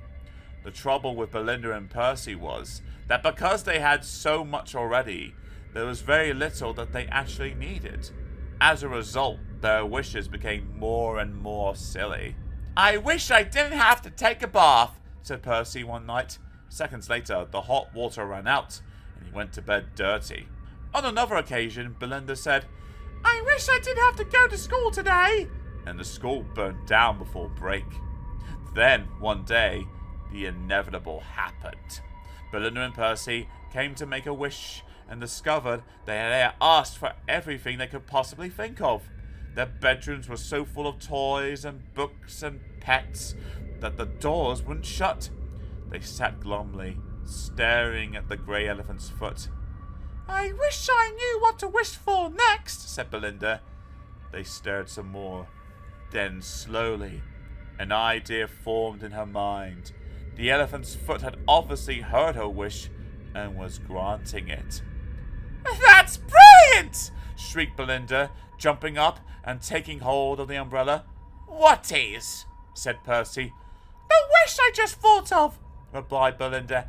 "Do you remember all that time ago when we first asked for an elephant?" "What a daft question," tutted Percy. "Of course I do." "Well, what if we bring the elephant that Daddy had shot back to life?" Percy wasn't at all sure. "We could thank him," continued Belinda, "for the use of his magic foot." "No," said Percy, "I don't think we should. What's dead is best left dead, in my opinion." "Oh, come on, baby," gloated Belinda. "It'll be fun." "It'll be all smelly and dead," said Percy, but his common sense held no sway with his sister. She rolled her eyes back, withdrew the umbrella from the elephant's foot, and intoned, "I wish that the elephant that my daddy had killed was still alive today and living with us now in this house." There was a terrible roar from the landing, a high-pitched trampling which told of such suffering that it froze Belinda's blood. They saw the trunk first, sneaking round the banisters, followed by the baby elephant itself, stumbling blindly down the first flight of stairs and crashing to the ground with a cry of innocent rage. It rolled helplessly on its back as it tried to get up, but with only 3 legs, it had little chance. "No!" screamed Belinda. "I meant you to have 4 legs!" The baby elephant turned its sad eyes towards the 2 children, who, at that time ago, had called so admirably for its death. Its leg was bleeding. It was crying from the pain. "Send him back!" shouted Percy. "Wish for him to go away!" But Belinda could not move a muscle. The baby elephant was still trying to stand, curled its trunk round the banisters and pulled, but its weight was too great. The rods collapsed. The baby elephant was thrown forward like a huge bowling ball. It rolled helplessly down the stairs, across Mrs. Crumpdump's new carpet, and straight over Belinda and Percy. When Mr. and Mrs. Crumpdump came home, they found the house in a terrible mess. The stairs were smashed to pieces, the elephant's foot umbrella stand had been stolen, and worst of all, Mrs. Crumpdump's new carpet had bits of squashed children all over it. "I'll never get it clean," she said to Mr. Crumpdump. "Never mind, dear," he said. "I can always buy you a new one." Then they went into the sitting room and poured themselves a brandy. The baby elephant's ghost was never seen again, and yet the Crumpdump's house remains haunted to this day. Every night in the hours before dawn, Mr. and Mrs. Crumpdump were woken by the piercing cries of two children. The flattened ghosts of Belinda and Percy float like two playing cards from room to room, searching for the baby elephant. They were trying to say sorry, but the baby elephant's ghost is never there, so they weep and wail and pull their hair out. In fact, the ghost of Belinda and Percy made so much noise that Mr. and Mrs. Crumpdump have stopped sleeping altogether now, and in a week's time they're getting divorced, which serves them jolly right well in my opinion.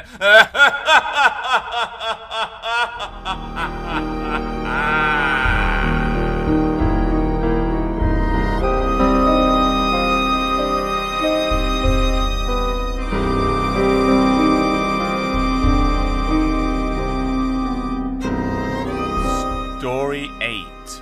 School Dinners.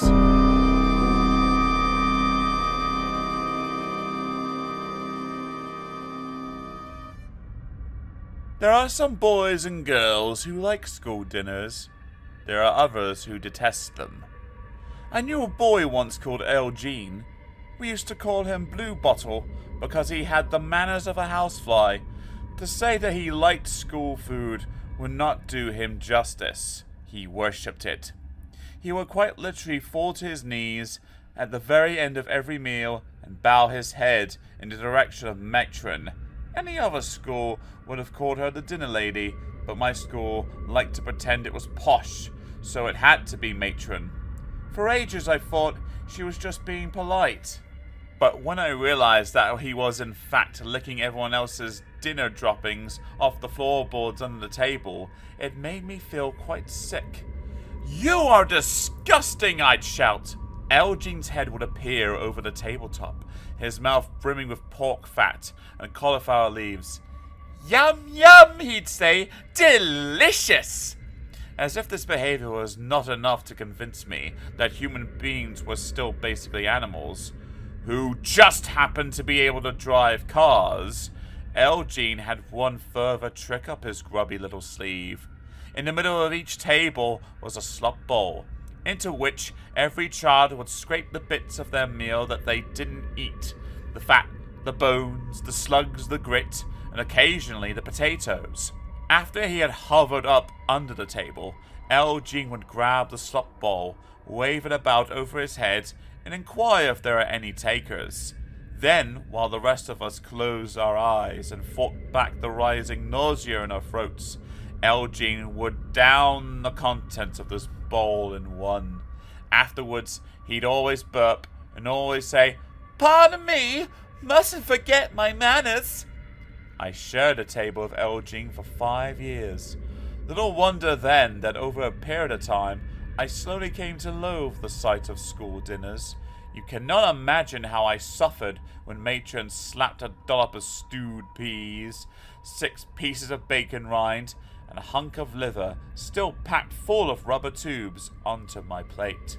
She may as well have given me a cow pat to eat. I think I would have preferred it. My parents got very angry with me. They told me I was stupid and selfish, that there were hungry people who'd give their right arms to eat what I chose to throw away. I would have been happy to send it to them, but old Jean had always eaten my leftovers before I had a chance to wrap them up.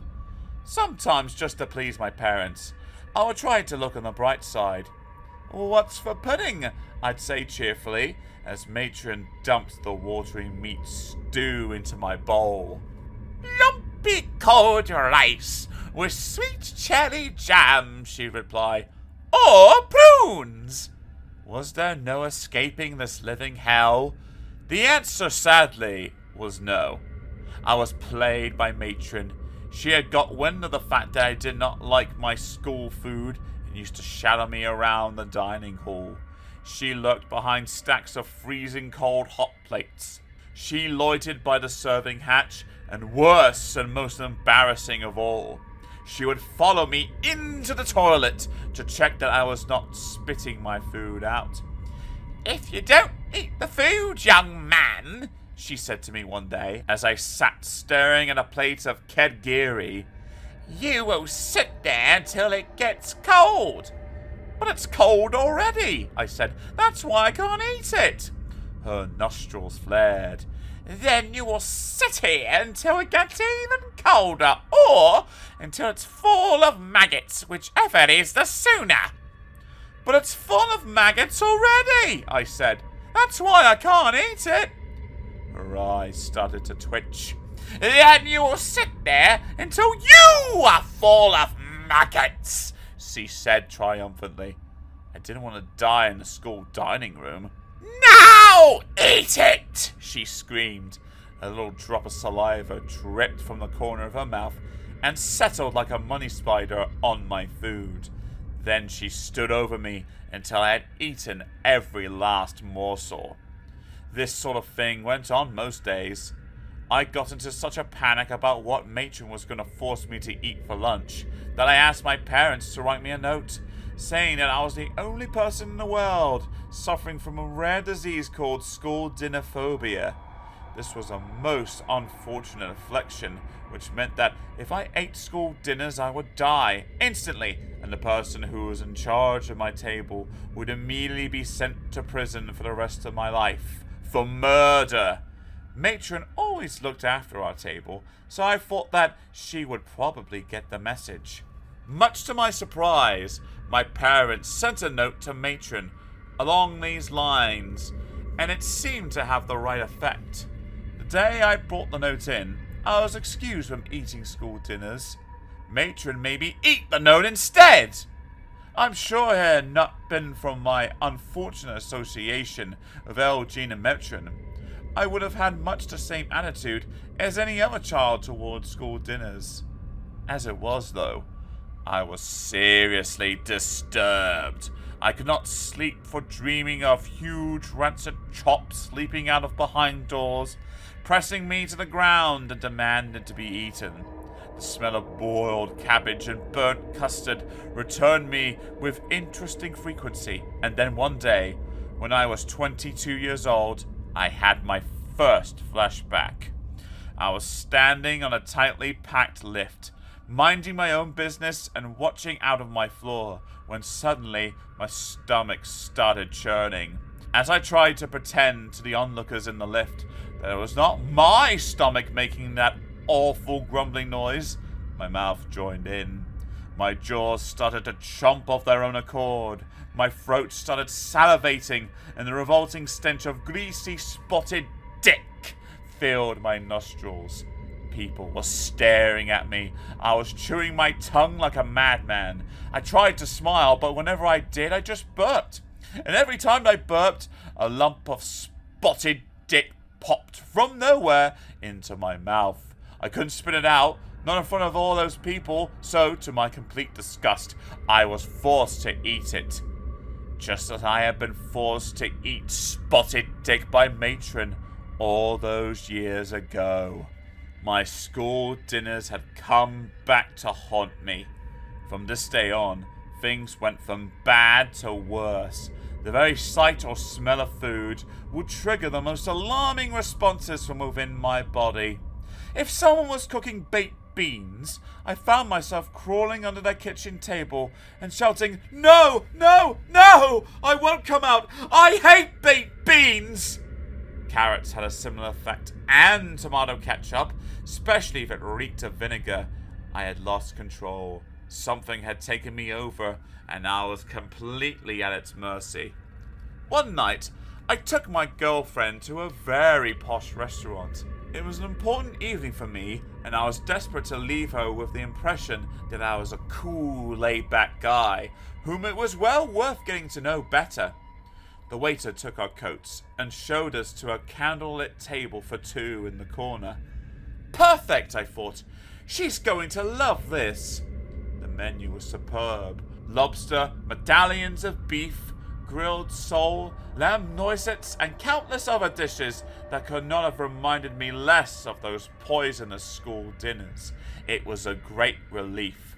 I felt confident for the first time in months that I was not going to experience a psychic flashback.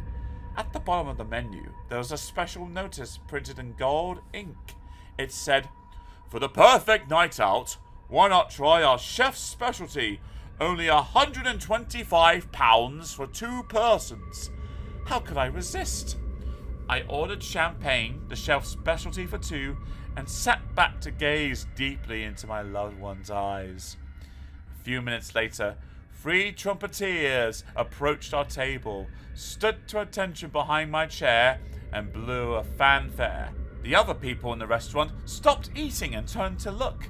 The head waiter emerged from the kitchens wheeling a trolley with a huge gold plate on it. The restaurant applauded, my girlfriend laughed, and the chef's specialty was ceremoniously brought to our table. What an evening this was turning out to be. "With the compliments of the chef," said the head waiter, taking the lid off the gold plate. My stomach lurched, my throat tightened, and I could hear Matron chiding me to eat it all up or else. "No, I won't!" I shouted, pulling the tablecloth off the table and upsetting champagne all over my girlfriend. "You can't make me!" "Monsieur," said the head waiter, who was a little alarmed, "is it not to your liking?" "I hate fish sticks!" I wailed. "They make me throw up!" Everyone was watching me now, but I wasn't aware of them. I was back in school. Even the head waiter had started to look like Matron. "Eat it up, monsieur," he said. "Won't! I said, clamping my lips tightly shut. "I shall tell your mummy how naughty you have been," said the waiter. "Don't care! I can't eat fish sticks," I yelled. Then I threw a bread roll at him and disappeared under the table. My girlfriend had started crying by now. In fact, she'd left. She had never been so embarrassed in all her life. I could see her point. The head waiter was trying Matron's old trick. "Shall we park Daddy's car into the garage?" he said, holding out a spoonful of fish cake. Then he added, "Bloom, bloom! See what a shiny red car it is!" I poked my head above the table to look, and he grabbed my chin, forcing my mouth open. "Open the garage doors," he said loudly, "because here it comes!" I yelled and kicked and thumped the table as he tried to force the food into my mouth. I even spat some in his face. In the end, though, I must have eaten the catfish, because when I woke up on the pavement outside the restaurant, it was all around my mouth, like a breadcrumb mustache. This all happened many years ago. I'm an old man now. Most of my life had been spent in the shadow of this terrible haunting. I still have flashbacks if I see an advert for mashed potatoes, or pass a cafe selling black chips. But I have found that by living alone and seeing no one, I have been able to keep the ghost of school dinners more or less at bay. Unfortunately, Next week is my 83rd birthday, and I am going to live in an old people's home. I won't pretend I'm happy about it, because I'm not. You see, there's a matron there, a very familiar-looking matron, who has promised me that the first thing she's going to do when I arrive is started feeding me up! Oh,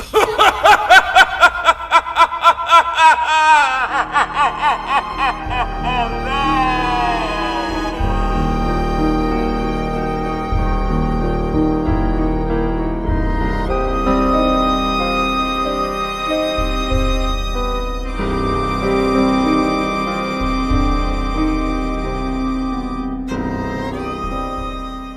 Story 9, The Big Sleep.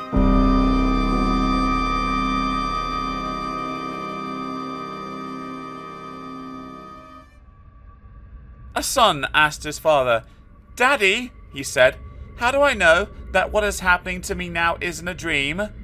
"Because you know that it isn't," said the father. "No, I don't," said the son. "For all I know, what happens to me in my dreams could be the real world. My whole life could be one long sleep, and the first time I really wake up will be when I'm dead." "Pinch yourself," said the father. "Ow!" said the son. "Well, there you are. You can feel what is happening now. A dream is something fantastic that only happens in your head." "But what if it's the other way around? What if I'm dreaming right now?" "You're not," said the father. "But I might be." "No, because otherwise I'm having exactly the same dream as you," said the father. "It's possible," said the son. "You, sitting here beside me, might be a dream. What's to say it isn't?" "Logic," said the father. "Dreams don't make sense. They're flights of fancy. They cannot be explained, but real life can."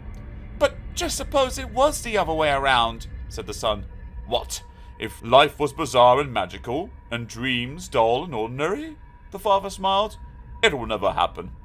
Then the father unstuck his tail from the ceiling and fell upwards to the floor. He sang a lullaby through one of his belly buttons, screwed in his teeth, kissed his son with 8 pairs of purple lips, and switched off the light by sticking a sausage in his ear. "Now go to sleep," said the father to his son. "Sweet dreams."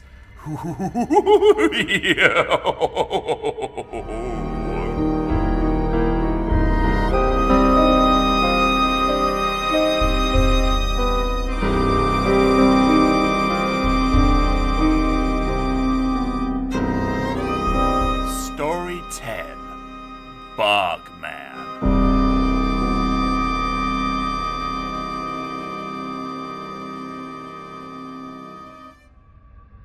A sharp, icy wind whistled between the 6 rocks that had been laid out in a rough circle.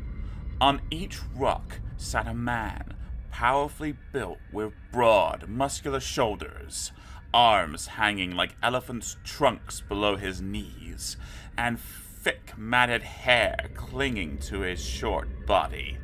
6 spears lay unattended by a slab of rock in the center of the circle, and on the slab lay the body of the victim, another man, bound hand and foot by thorny ropes. He lay silent, unmoving, while his captors decided his fate, shouting to make themselves heard in a strange language that sounded more animal than human. A saber-toothed tiger roared from its lair in the mountains, and then fell silent. The Stone Age court was in session. Marg, the son of Fan, lay terrified on the cold slab of rock, knowing that if he were found guilty of stealing cattle from his brother, he would surely be put to death. A thundercloud rumbled in the black sky and spat out its first drops of rain. The eldest of the captors stood up and walked towards Marg. He picked up a spear and held it high above his head. The others fell silent. Then, with one almighty blood-curdling scream, he drove his heel into the mud, sprang forward, and brutally plunged the spear into the bound man's thigh. Marg was guilty. The driving rain stunned Mark's flesh as they dragged him, bleeding from the rock. He struggled briefly, but it was hopeless. They raised him onto their shoulders and ran with him down to the edge of the peat bog. They were laughing now. They swung him once. Mark tried to cry out. They swung him twice. He closed his eyes, and as they swung him for a third time and let him go, dropping him like a stone into the middle of the deadly sucking peat, he vowed with all his strength left in his body that one day he would find these men and take his revenge on them. Then the bog closed over his head, and he was gone. "Helen! Helen! Where are you?" The sound of dishwashing carried up the stairs as clearly as a rifle shot. Helen sat tight. "Helen, will you come downstairs this instant and help me dry these breakfast things?" She turned the page of her comic and blocked her ears with loo paper. Helen was a bit of a fricker. Every day her mother would ask her to help her clear the table, and every day she said she'd love to, but she just had to go to the loo first. "Why is it," said her mother, "that whenever there's work to be done in this house, you always have to go upstairs?" "Yes," said Damien, her elder brother, "and leave me to do it all by myself." Helen hurled herself at Damien and beat him feverishly about the head with her cereal spoon. "If I didn't go to the loo, I might have an accident," she said, trying to squeeze a couple of crocodile tears from bone-dry eyes.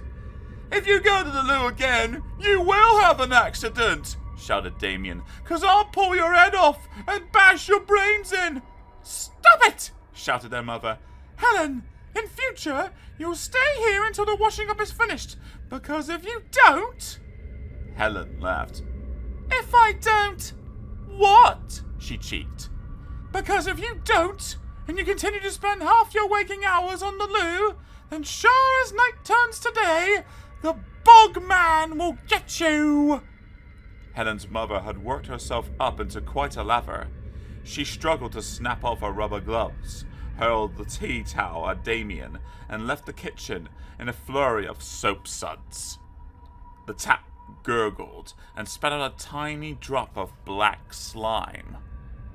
"Why don't you listen to anything she says?" said Damien, who was smirking in the corner.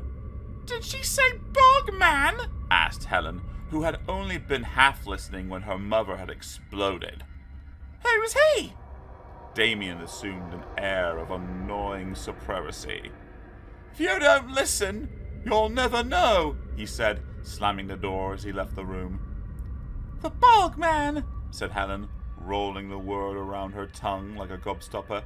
"I like the sound of that." As she spoke, a second glob of black slime trickled from the tap and hung like a piece of elastic, bouncing up and down until it snapped. Helen didn't notice it. She got up, poured her mug of tea into the sink, and went out to school, leaving the dregs to congeal and block up the plug hole.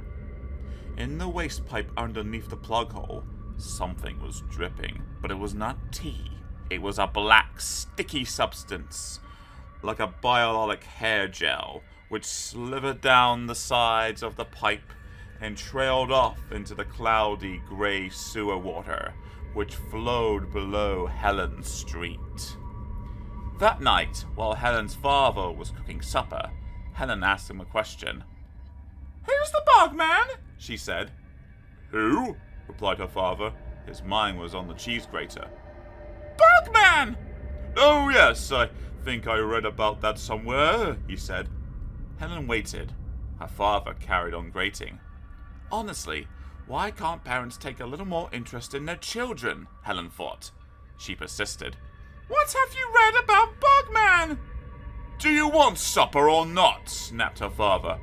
"Not until you told me about Bogman." "Oh, all right then," said Helen's father, who had just grated the end off his little finger and was glad of the break. "But not until you stop rattling that cutlery drawer." Helen was slightly surprised at her father's sudden outburst. "I'm not rattling anything," she protested. Helen's father frowned. He was sure that he had heard a rattling noise. It had sounded like a handful of chopsticks spinning madly in a tumble dryer. There was a slight pause while Helen studied her father's confusion. When she judged the moment to have passed, she tugged at his apron. Go on then, she said. Tell me about the Bogman.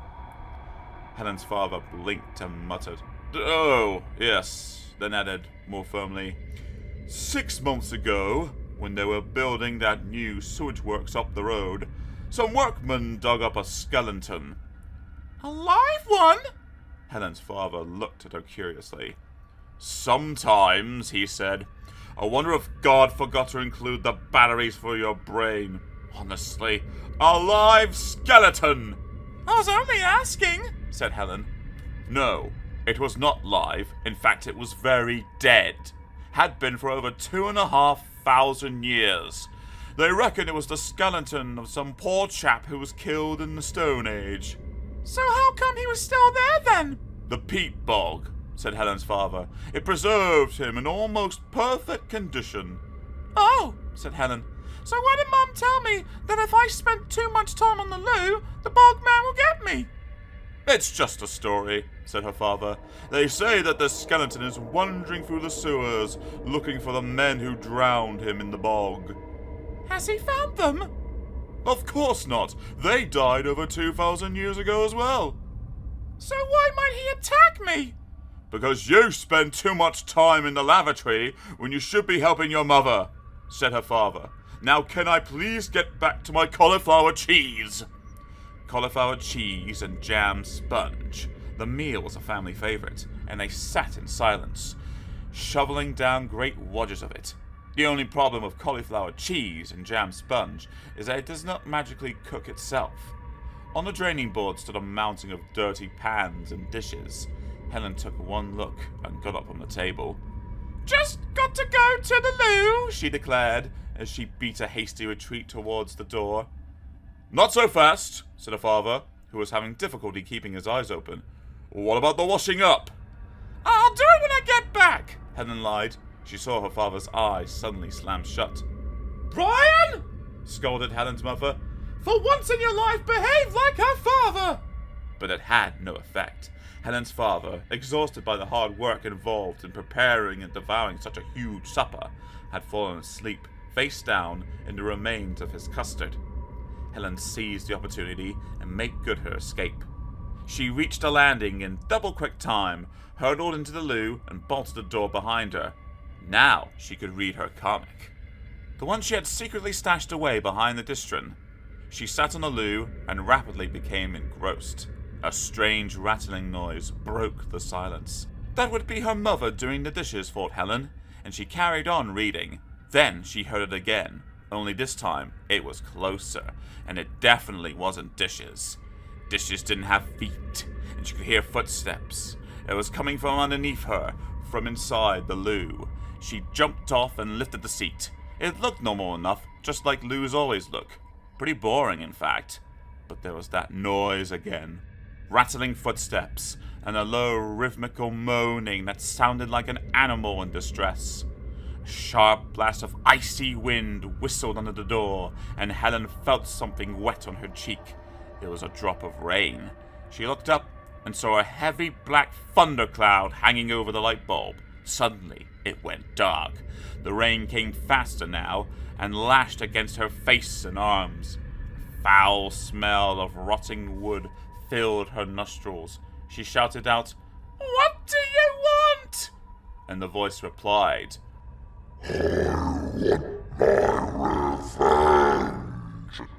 Downstairs, Helen's mother was trying to do the washing up, but something strange was happening. Black, sticky goo was bubbling out of her taps, filling the sink and running down her Easy Wipe kitchen unit onto the floor. Damien was giggling again. Helen's father was still asleep. From the depths of the U-bent came a fearsome cry that turned Helen to stone. She knew what was happening. She knew what was down that pan. "I'll do the washing up," she bleated, hoping that this might appease the demonic force that was out to get her. 5 bony fingers suddenly shot round the bend and burst out of the water. A huge explosion ripped the cistern off the wall. Helen was spinning backwards by the jet of water spurting from the ruptured pipe. She wiped the water from her eyes and screamed. I am Mark, said the skeleton, who had just come up through the loo. And I am Helen, wept Helen as the skeleton's fingers closed around her arm. Helen's father woke with a start. By now, the black, sticky stuff had not only filled up most of the kitchen, but had also oozed down inside his trousers. He squelched to his feet and frantically tried to bail it out through the back door with a saucepan. What is it? shouted Helen's mother. I don't know, he shouted back. It looks like Pete. Damien stopped giggling. Helen, he yelled. Helen's upstairs by herself. But of course, Helen was not by herself. You're the Bogman, she stammered. your mother told me, hissed the skeleton. She was making it up. She didn't know you were real. She just wanted me to do the washing up. and your father knows who killed me. No, pleaded Helen. he's just my dad. You come with me. cried Bogman, grabbing Helen by her hair and dragging her back towards the loo. Helen struggled pathetically. I can't swim, she blubbed. Don't throw me in the sewers. But the skeleton was in no mood for feeble excuses. You must die. He moaned. Then your parents are sure to tell me where I can find my killers. As the first hair on Helen's head touched the churning fountain of peat and sewage, the loo door burst open. A flash of lightning sparked across the light bulb, and Marg twisted round to face Helen's parents. Where are my killers? He said, stretching out his bony fingers towards Helen's mother's throat. It's Bogman, shouted Helen. Helen's mother screamed as Bogman's laughing white teeth flashed towards her. Damien ran into his bedroom and locked the door. Helen rolled up her comic and threw it to her father. Her father brought it crashing down on Marg's head. Only it wasn't a comic. It was a spear, a Stone Age spear. The skeleton crumbled under the weight of the heavy wooden shaft. The thundercloud rolled away, and the loo stopped bubbling black peat. Marg's powdered remains floated to the ground as dust. They settled on the thick carpet of soggy peat, and very slowly sank, just as Marg had done 2,000 years before in the peat bog. Helen looked at her parents. Her father was staring blankly at his empty hands. The Stone Age spear had vanished, just as mysteriously it had appeared in the first place. Her mother had her head in her hands and was weeping. The house was in an awful mess. It took the family 3 weeks to clear it up, but for once, Helen did not have to be asked to help. In fact, she shoveled more peat than anyone else. Marg never found the 6 men who killed him. He was swept up with the peat and thrown onto the back of a dust cart. And that, you might think, was that. You may be right, but who's to say that Bogman won't come back to find his killers? I, for one, am not brave enough to make such a prediction. After all, he survived for 2,000 years in the peat bog, and now all that holds him is a black plastic bin liner and a few tons of earth down at Helen's local rubbish tip. He may yet return.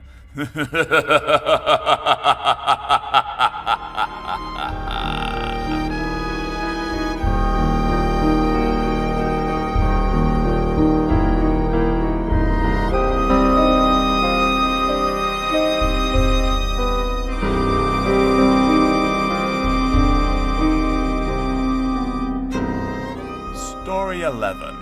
The Broken-Down Cottage.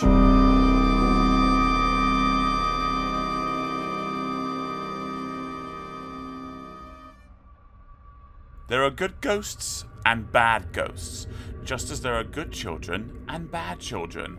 The difference is that bad ghosts are always bad. but bad children can sometimes get better. Augustus Filch was a bad child. He had run away from home. He didn't like his parents because they were always telling him what to do. He didn't like his teachers either because they would shout at him when he talked in class. And he didn't like his friends because they didn't like him. In fact, they weren't really friends at all. So he packed a carrier bag full of toys, put a chocolate biscuit in his pocket, and stole enough money from his mother's purse to take a bus ride into the countryside. It was raining as he got down from the bus. The doors hissed shut behind him, and the back of the bus disappeared into the middle of a swirling cloud of thick grey mist. Augustus pulled his school blazer tightly round his neck. It was freezing cold, and he had no idea where he was. In the distance, he could see a light. Somebody had obviously watched him get down off the bus, and had switched on a light to guide him through the fog. As he set off towards the light, Augustus shouted out, "This is the life!" to cheer himself up, but he didn't mean it. He walked fast, in fear of what might be lurking in the bushes on either side of him, and it wasn't long before he saw the faint outline of a small, broken-down cottage. Smoke rose from the chimney and curled upwards in a twisting spiral, before spreading out and disappearing into the mist. Somebody was at home. "Ow!" Augustus yelped. He had stubbed his toe in an old piece of wood that was lying on the track. He picked it up and read the words which were engraved on the wood. It was the name of the cottage. Done in. Augustus knocked twice on the front door and waited, hopping nervously from foot to foot. Nobody came. He knocked again. Somebody had put the light on, so there had to be somebody in. That was the usual way of things. "Maybe this cottage is not usual," thought Augustus suddenly. He had to admit that it was most odd that nobody had appeared to find out what all the knocking was about. The front door was not locked. Augustus put his shoulder against it and shoved. At first, it would not move, but gradually the rusty hinges gave way and the wooden door creaked open. Inside, the floor was covered in a deep carpet of dust. Cobwebs hung from the ceiling, and a bat, disturbed by the noise, flew over Augustus's head and out of the cottage. "Nice!" thought Augustus. "This is just what I was looking for." But again, he didn't mean it. A roaring fire threw flickering shadows onto the ceiling. They bowed towards Augustus and beckoned him forward. As he moved into the room, he heard a noise in the corner. It was a rocking chair, rocking very slowly, just as it would have done if Augustus's grandfather had been sitting on it, smoking his pipe. "Grandfather?" said Augustus, nervously. "Grandpa?" "Augustus," said a voice behind him. "Grandpa! It is you!" shouted Augustus. He span round to where the voice had come from. There was nobody there. "I'm over here," said the voice again, and the bony hand tapped Augustus on the shoulder. He went as white as a sheet. There was someone breathing on the back of his neck. "Aren't you going to turn around, Augustus?" Augustus shook his head. "I won't bite," said the voice softly in his ear. Augustus screwed up his eyes and slowly turned around. "See?" said the scruffy little boy who was sitting in the room with Augustus. "I'm your friend." The boy's name was Arthur. He had run away from home too, many years before. "I like it here," said Arthur. "I can do what I like, and nobody tells me off. There's only one problem." "What's that?" said Augustus, who was eating the chocolate biscuit and wishing he had stolen 6. He was that hungry. "I think this cottage is haunted." The biscuit crumb quivered on Augustus's bottom lip. "You mean ghosts?" he stammered. Augustus looked nervously at the winding staircase that led upstairs to the bedroom. "Not just ghosts," replied Arthur. "Bad ghosts." Augustus choked. He had eaten the biscuit wrapper by mistake. "They come in the dead of night with chains and axes and wail by your bedside. They scratch and scrape at the cellar door and beg you to release them. And if you go to sleep, they enter your dreams and fill your head with wicked thoughts." "I think I'll go home now," said Augustus. And leave me here all by myself, said Arthur. You can't. Stay for tonight, and we'll have some fun. Augustus was easily persuaded. Arthur assured him that the ghosts would not trouble them if they stuck together. It had been so long since Arthur had played with someone of his own age that Augustus felt sorry for him. Besides, Arthur had promised Augustus that they would get up to no end of mischief, and any boy who was wicked enough to run away from his parents cannot refuse an offer like that. Augustus stayed. The two boys sat in the rocking chair and thought up terrible things to do. Augustus had 100 ideas. They could go back to where the bus had stopped and shout names at passing cyclists. They could catch flies and drown them in the sink.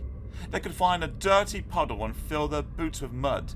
They could refuse to eat their food, but as Arthur pointed out, they only had one chocolate biscuit between them, and Augustus had already eaten that. We could have a pillow fight, shouted Augustus, who was getting carried away with excitement. Boring, yawned Arthur. When I said have some fun, I meant some real fun. Let's tell 999 and tell the police that there's a burglar in the house. Way to go, shouted Augustus. I'll make it look like there's been a burglary, and you make the phone call.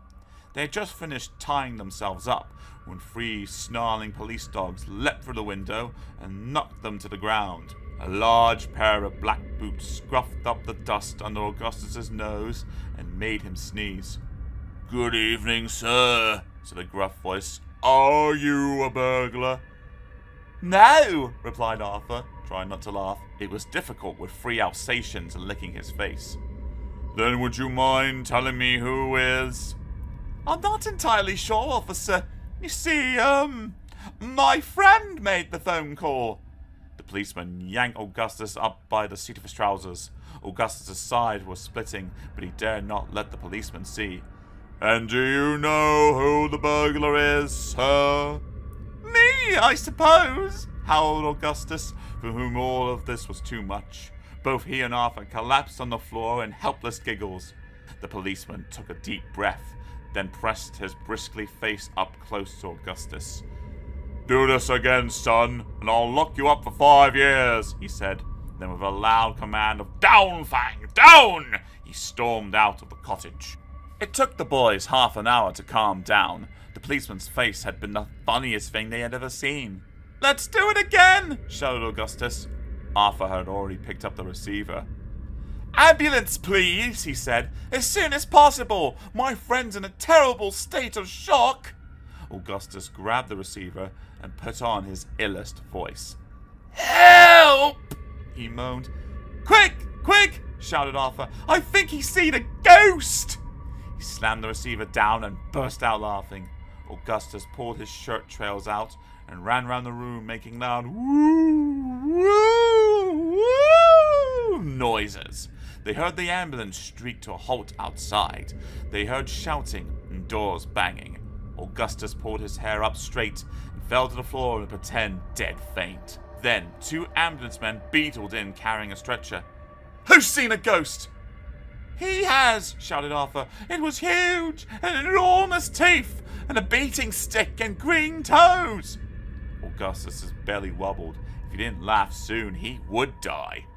The ambulance man knelt down and cradled Augustus's head in his hands. Are you all right, son? No, whimpered Augustus. I think I'm dying. Quick, shouted the ambulanceman. The big needle, now! Miraculously, Augustus was cured.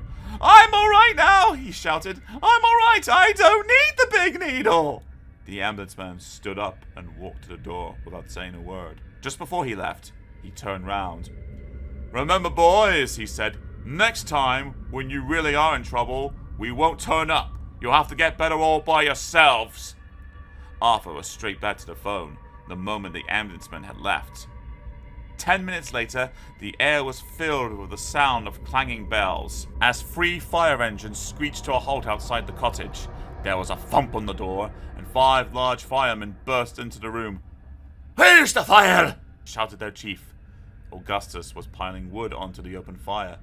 Here, he said. Come on, laddie! Where's the fire? Shouted the fire chief again. Here, said Augustus. Do you want to warm your tootsies by it? Arthur sniggered. Augustus snorted and pretended it was a cough. The chief's face turned red.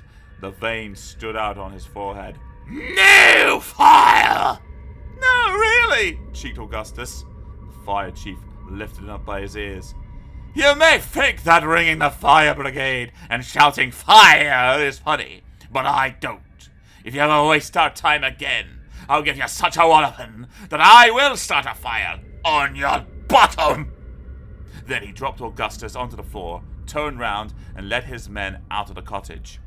Augustus and Arthur wept with the sheer brilliance of what they had done. In fact, they cried themselves to sleep with laughter in front of the roaring log fire. When they woke in the morning, they were both cold. "Let's phone someone else," said Augustus. "Can't think of anyone," said Arthur, who had gone off the idea. "How about our parents? They could come and get us." "My parents wouldn't come out here to rescue me," said Arthur, sadly. "Mine would, if we told them that this cottage was haunted by a 12-headed dog with fangs the size of daggers, and that we were really, really scared," shouted Augustus, rushing to the phone. Half an hour later, Augustus's parents got down off the bus and ran towards the black smoke coming from beyond the trees. As they got closer to the cottage, they smelled the fire. When the cottage came into view, they saw for themselves the sharded skeleton, the smouldering remains of the broken-down cottage. The fire chief was standing by the front door. "What's happened?" asked Augustus's father. "Two young tearaways mucking about," said the chief. "Must have fallen asleep in front of the fire. Probably a log rolling off onto the carpet." "But they just phoned us up, told us to come and get them. There's a 12-headed hound from hell in there." "That sounds like them, all right," said the policeman, who was standing next to the fire chief. "Augustus!" Augustus's mother was running. "Augustus!" She shouted out her little boy's name for a second time. She had reached the door before anyone could stop her. She was expecting to find 2 burnt bodies, but as she slipped inside, her look of terror turned to one of joy. She was wrong. Augustus and Arthur were standing by the fireplace. "Hi, Mum," said Augustus. "Am I glad to see you? We were absolutely terrified last night. There were hundreds of ghosts." "Where?" said his mother.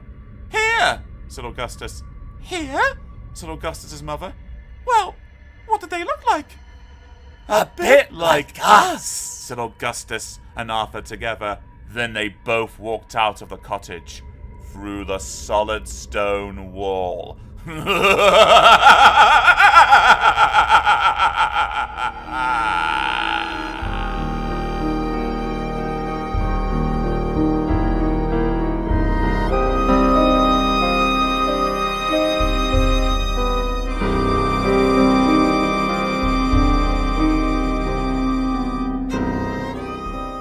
Story 12, Guilt Ghost.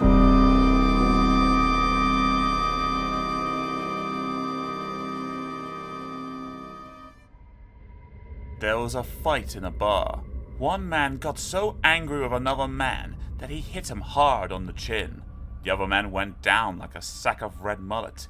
He hit his head on the leg of a table and died.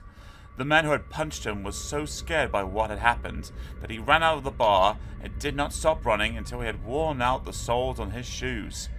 When he did stop, he stopped for good. He was far enough away from the bar for no one to recognize him. So he bought a house, got a job, and started a new life with people who didn't know that he had killed another man. He alone knew his dark secret. For several months, the man lived contently, trying to forget about the fight in the bar. He might have succeeded too, if one morning he had not woken up to find a ghost in his newspaper. It was tiny, no bigger than a full stop. It jumped off the page, onto his cereal spoon, across his bowl of milky flakes, up his tie, across his nose, and settled down as comfortably as it could behind his ear. "You killed a man," whispered the ghost. "Shh," said the man. "Nobody must know, but killing's wrong." "I know that," replied the man. "Then you should be punished," insisted the ghost. "Shut up!" shouted the man. "I don't want to hear this."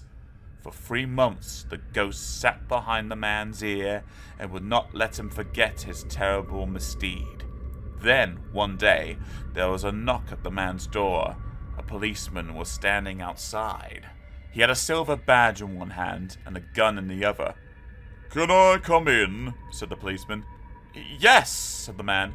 "Do you know anything about the death of this man?" said the policeman, proffering a photograph of the man who had died in the bar. The ghost popped his head round the man's ear and whispered, "Go on, admit that you killed him. You know you want to." "No," said the man, handing the photograph back. "I have never seen this man before in my life." The tiny ghost started to grow the moment that this lie had passed the man's lips. The ghost was soon the size of a parrot, and it sat on the man's shoulder. "Why did you lie?" said the ghost. "Why have you grown?" said the man. "Oh, I can get much bigger than this," replied the ghost. "It depends how long you're planning to take before you tell the truth." "Never," said the man. "Then I shall be with you for the rest of your life," said the ghost, smiling, "and I'll probably end up the size of a church." It was uncomfortable for the man to sleep, with a ghost the size of a parrot perched on his shoulder. He became tired and bad-tempered. He blamed everything on his ghost. "If you weren't there," he said, "I wouldn't feel so terrible all the time." "That's exactly why I am here." "Why?" questioned the man. "To make you feel terrible," said the ghost. "You've done a terrible thing, and don't deserve to feel good about it." "How many times do I have to tell you?" shouted the man. "It was an accident." "Accident schmaccident," pooped the ghost. "You killed a man with your bare hands, and there's an end to it." When the man opened the door and saw 2 silver badges and 2 guns, he was twice as nervous as before. The policeman had returned with a colleague. "I won't keep you long," said the policeman. "Do you recognize this?" It was the man's scarf. He had dropped it in the bar on the night of the fight, but had been too scared to go back and get it. "Of course he does," said the ghost. But the policeman couldn't see or hear the ghost, so he just stood his ground and waited for an answer. "No," lied the man. "I've never seen that scarf before in my life." As the policeman turned to leave, the parrot-sized ghost grew a second time. It was the size of a crocodile now. It slithered off the man's shoulder and crawled around his feet, whispering words that the man didn't want to hear, and tripping him up wherever he went. At a party, a woman asked him what he did for a living. "He kills people," said the ghost on the floor. "He breaks their jaws and splits their heads in two." "Shut up!" hissed the man. "Charming," said the woman. "No, not you," said the man. "I was talking to my... How do you explain a ghost? How can you expect a person to believe that you are not mad when you tell them that a crocodile-sized ghost lives under your feet and talks to you? You can't. The man gave up and left the party. "You're ruining my life," said the man to his ghost when they got home. "Not me," replied the ghost. "It wasn't me who got into a fight. I'm just here as a constant reminder that it was you." "I don't need reminding," shouted the man. "When you tell the truth, I'll be gone," said the ghost. "In the meantime, shove up." Then he curled himself round the man's ankles and went to sleep. When the policeman came back for a third time, the man looked terrible. He had not slept for a week. The ghost had not stopped talking. "Don't forget you killed a man," the ghost would say. "Don't forget that. Whatever you do, you took another man's life. They'll get you in the end. You deserve to be punished. You know you do. Just get it over with. Tell the policeman the truth." "Well," said the policeman, "you can't deny that the fingerprints are a perfect match. Did you kill the other man?" The man took a deep breath. Tiny beads of perspiration glistened on his unshaven top lip. He wrung his hands and looked down at his ghost. "No," he said, "I have never killed another man in my life." That was the biggest lie of them all. The ghost twitched at his feet. Then it rolled away across the room in a fiery ball of twisting limbs. The crocodile skin cracked and fell away. The ghost was changing again, only this time it was not getting bigger. This time it was covered in soft pink skin. This time it had a face, the man's face, and the policeman could see him. "I'll ask you again," said the policeman to the ghost. "Did you kill the other man?"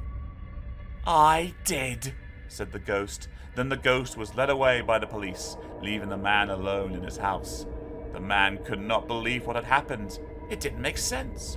The ghost had taken the blame for his crime, yet had left him to carry on with his life as normal. He went into the kitchen to get himself a beer, but when he tried to open the refrigerator, his fingers went straight through the handle. The man and his ghost had swapped places. For good.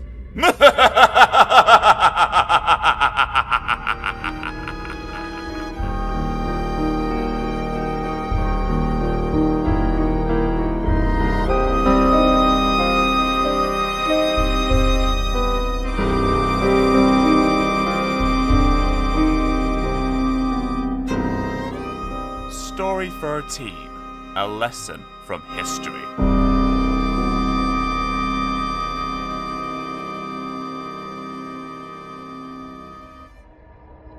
It was history. Elisa hated history. She had never known much, and now that it was time for her to sit an exam, she knew even less. "He was shot in the eye with an arrow," said her best friend Rachel as they waited outside the exam hall. "I don't know," said Elisa anxiously. "Are you sure this is history?" "Yes, it was Harold," said Rachel. "Harold who?" said Elisa.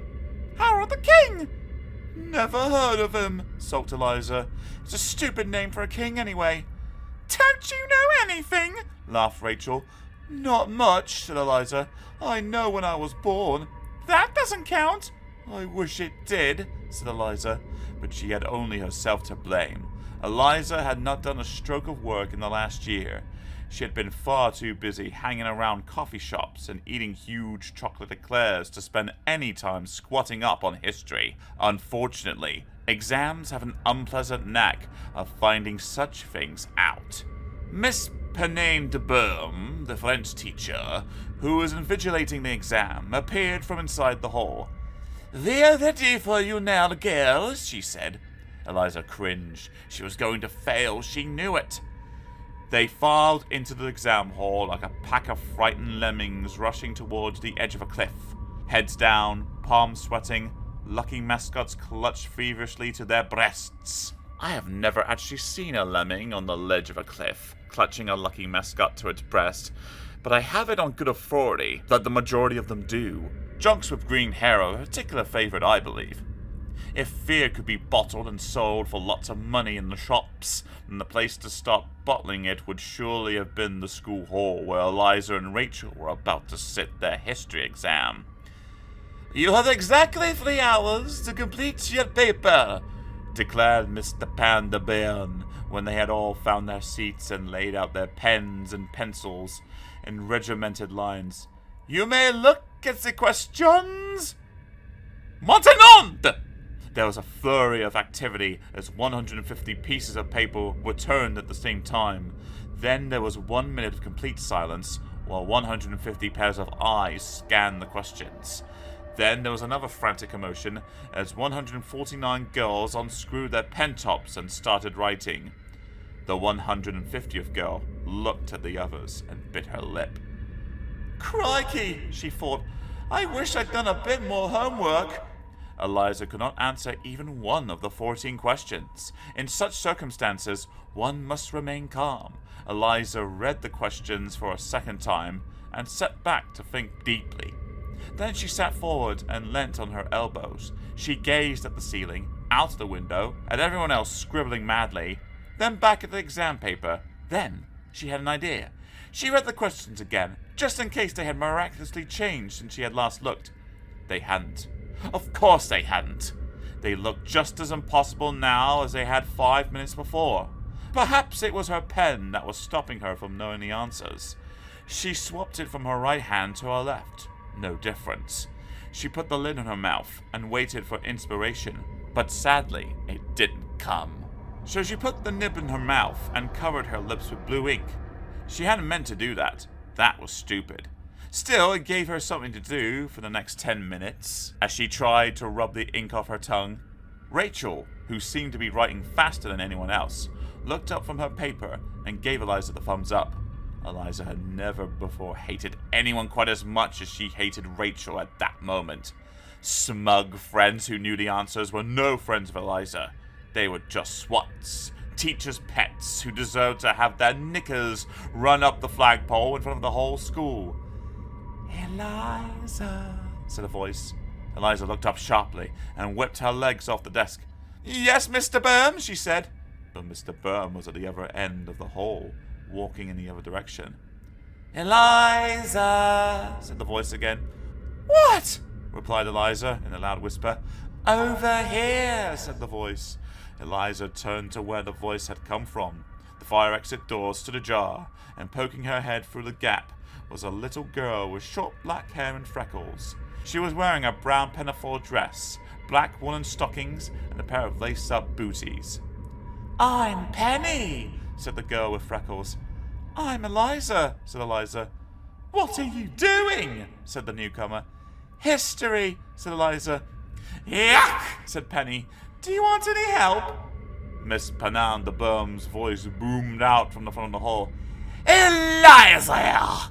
"Quick, hide!" said Eliza, pushing Penny underneath her desk. "If Mr. Burm finds you here, she'll send you to the sin bin!" "Stop talking!" shouted the French teacher. "Relax," said Penny. "She can't see me." "This is no time for jokes," whispered Eliza, who was now in a panic. Mr. Burm was steering a direct course for her desk. "No, she can't, honest," laughed Penny as she got up from the floor, waved her arms in the air, and sang the bit from Frère Jacques about soggy Semilia. Mr. Burm was now only feet away. Eliza buried her head in her work and pretended that Penny wasn't there. "Any more talking, and I shall send you to the head mistress, you naughty girl," said Mr. Burm, glaring down at Eliza. Penny had crept behind the teacher's back and was pulling faces. Eliza winced. "What are you looking at?" said Mr. Burm, turning round sharply. She was staring straight at Penny now. Penny lifted her skirt and showed the teacher her belly button. "Nothing," said Eliza weakly. "Good," said Mr. Burm, flouncing off down the aisle. "Then get on with your work." When Eliza opened her eyes, Penny was sitting next to her. She was grinning mischievously from ear to ear. "She didn't see you!" exclaimed Eliza. "I told you she wouldn't," said Penny. "But why?" "Because I come from another world," said Penny. Eliza was not sure what this meant. "You mean you come from another school?" "No, dunderhead. I'm a ghost," said Penny. You could have knocked Eliza down with a feather. "How long have you been dead?" she said. "About 100 years, said Penny. Then she added, "I used to be a pupil at this school, you know, till it burned down." "I didn't know the school had burned down." "Oh, yes, about 100 years ago, during exam week." "Do you mean—" Eliza couldn't quite say it. "Do you mean that you, as it were, actually died in the fire?" "During the history exam," said Penny. Eliza pricked up her ears. Penny carried on. "So every year, during the history exam, I have to come back here and do a bit of haunting." "How awful for you," said Eliza. "Oh, I don't know," said Penny. "Could be worse." "How?" Eliza asked. "Could be geography," said the ghost. "I'm useless at geography." She paused to think. "Pretty good at history, though." "Well, you would be," said Eliza, who was getting quite excited as a cheeky sort of thought took shape in her mind. "How many times have you sat this history exam?" 100, of course, said Penny. "Do you want me to help you?" "Not half," shouted Eliza. Miss Pian de Burm looked round. "But we'd better do it quietly." Eliza sat back and let Penny answer her history exam for her. Penny wrote fast, and with great assurance, with half an hour to spare, she handed the paper back to Eliza and announced that she had finished. "You're brilliant!" squealed Eliza. "I'm exhausted," said Penny. "See you next year." Then she stood up and disappeared back through the fire exit whence she had come. A week later, the exam results were pinned to the notice board. Eliza was bursting to know how she had done. If Penny had sat the exam 100 times before, it was a cast-iron certainty that Eliza was going to come top. A crowd had gathered in front of the results board. Eliza shoved her way to the front and cast her eyes up to the top of the list. First place. Rachel Smith. 98% it said. So she hadn't come first. Eliza was a little disappointed, but second place would do. Second place. Tanya Wilkins. 91%. She wasn't second either. In fact, she wasn't third, fourth, fifth, or even sixth. Right at the bottom, in last place, she read the impossible. 32nd place, Eliza McGregor, 0%. Eliza was stunned. It hadn't crossed her mind that Penny's ghost might be just as lazy and stupid as she was. Unfortunately, though, it was.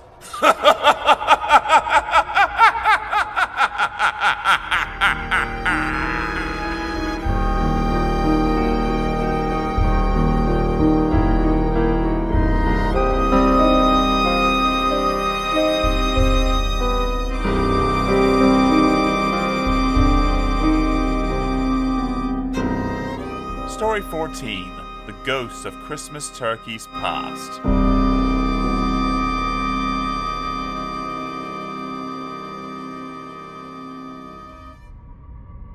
Jack loved turkey more than anything else in the world.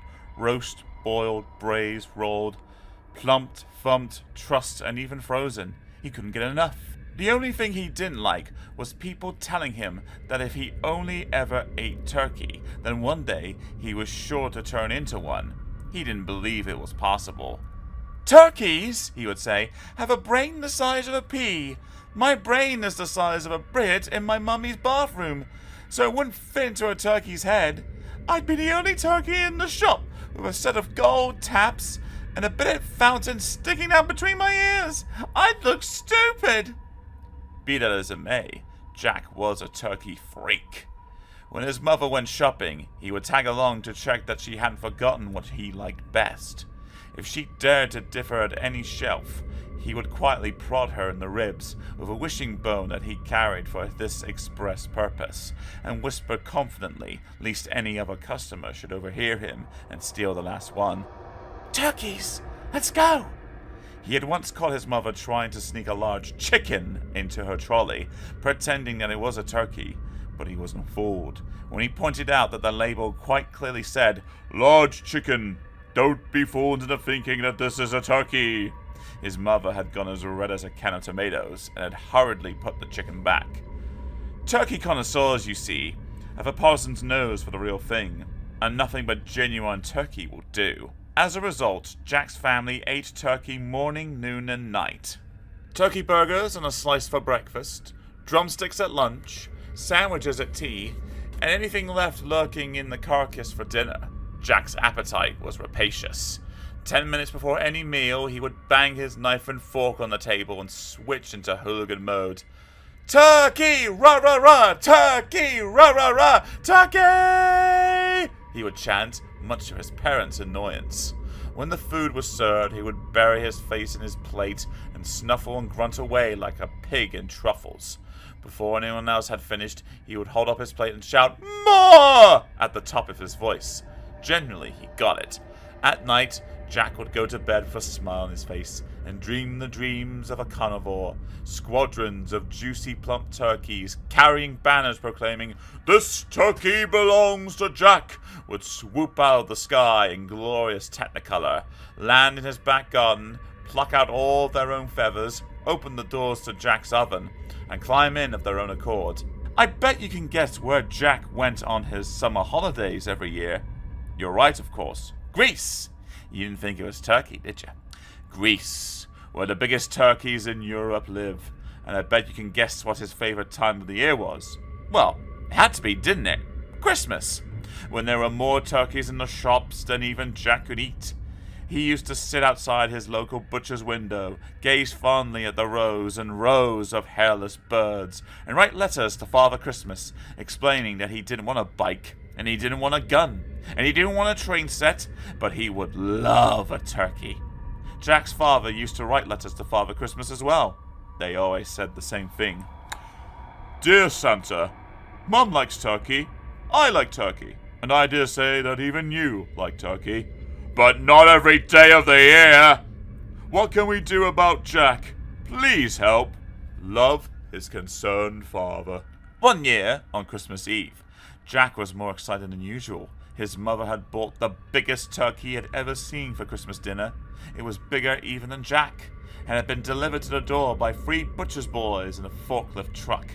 Jack sat staring at this delicious-looking beast while his father prepared the stuffing. Yum, yum, he said, as he licked his lips and imagined all those gorgeous smells that went with roast turkey. He closed his eyes, rubbed his tummy, and fell backwards off his chair. At 9 o'clock, he was pressed away from the dead bird and sent upstairs to bed. He hung a pillowcase over the mantelpiece for Father Christmas and snuggled down to dream of giant turkeys and drumsticks the size of baseball bats. Jack's father, on the other hand, put on a pair of woolly socks, a thick scarf, and a pink bobble hat. He fetched a long ladder from the garage and carried it next door to where the Ramsbottoms lived. Do you think I could sit on your roof for a bit? He asked the bewildered Mrs. Ramsbottom.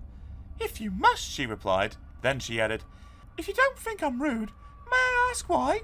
What's wrong with your own roof? I might wake Jack, said Jack's father mysteriously. Oh, said Mrs. Ramsbottom. Then she smiled, a pitying sort of smile, the sort you give to someone you think might be a bit soft in the head. Help yourself, she said, and she shut the front door. Jack's father cut an extraordinary picture against the snow-covered roofs as he clambered up the ladder. His breath poured out of his mouth like thick white smoke. He slid across the icy slates, pulled himself up onto the television aerial, sat down with his back against the chimney pot, and waited. When he heard the jangling of the sleigh bells 2 hours later, his bottom was frozen solid, and his blue fingers looked like a fistful of Carago-flavored ice pops. Over here! He shouted, staggering to his feet and waving his arms above his head. Stop! Father Christmas got the shock of his life when this strange apparition leapt up in front of his sleigh.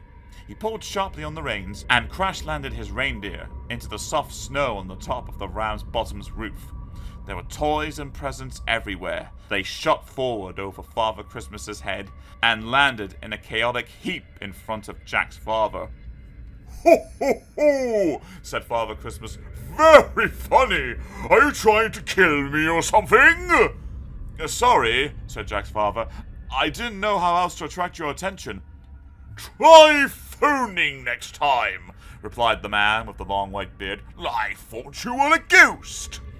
Jack's father felt very foolish. He knew how busy Father Christmas was, and he hadn't meant to cause him any trouble. Now, the extra work involved in picking up the spilled presents was making Father Christmas all hot and bothered.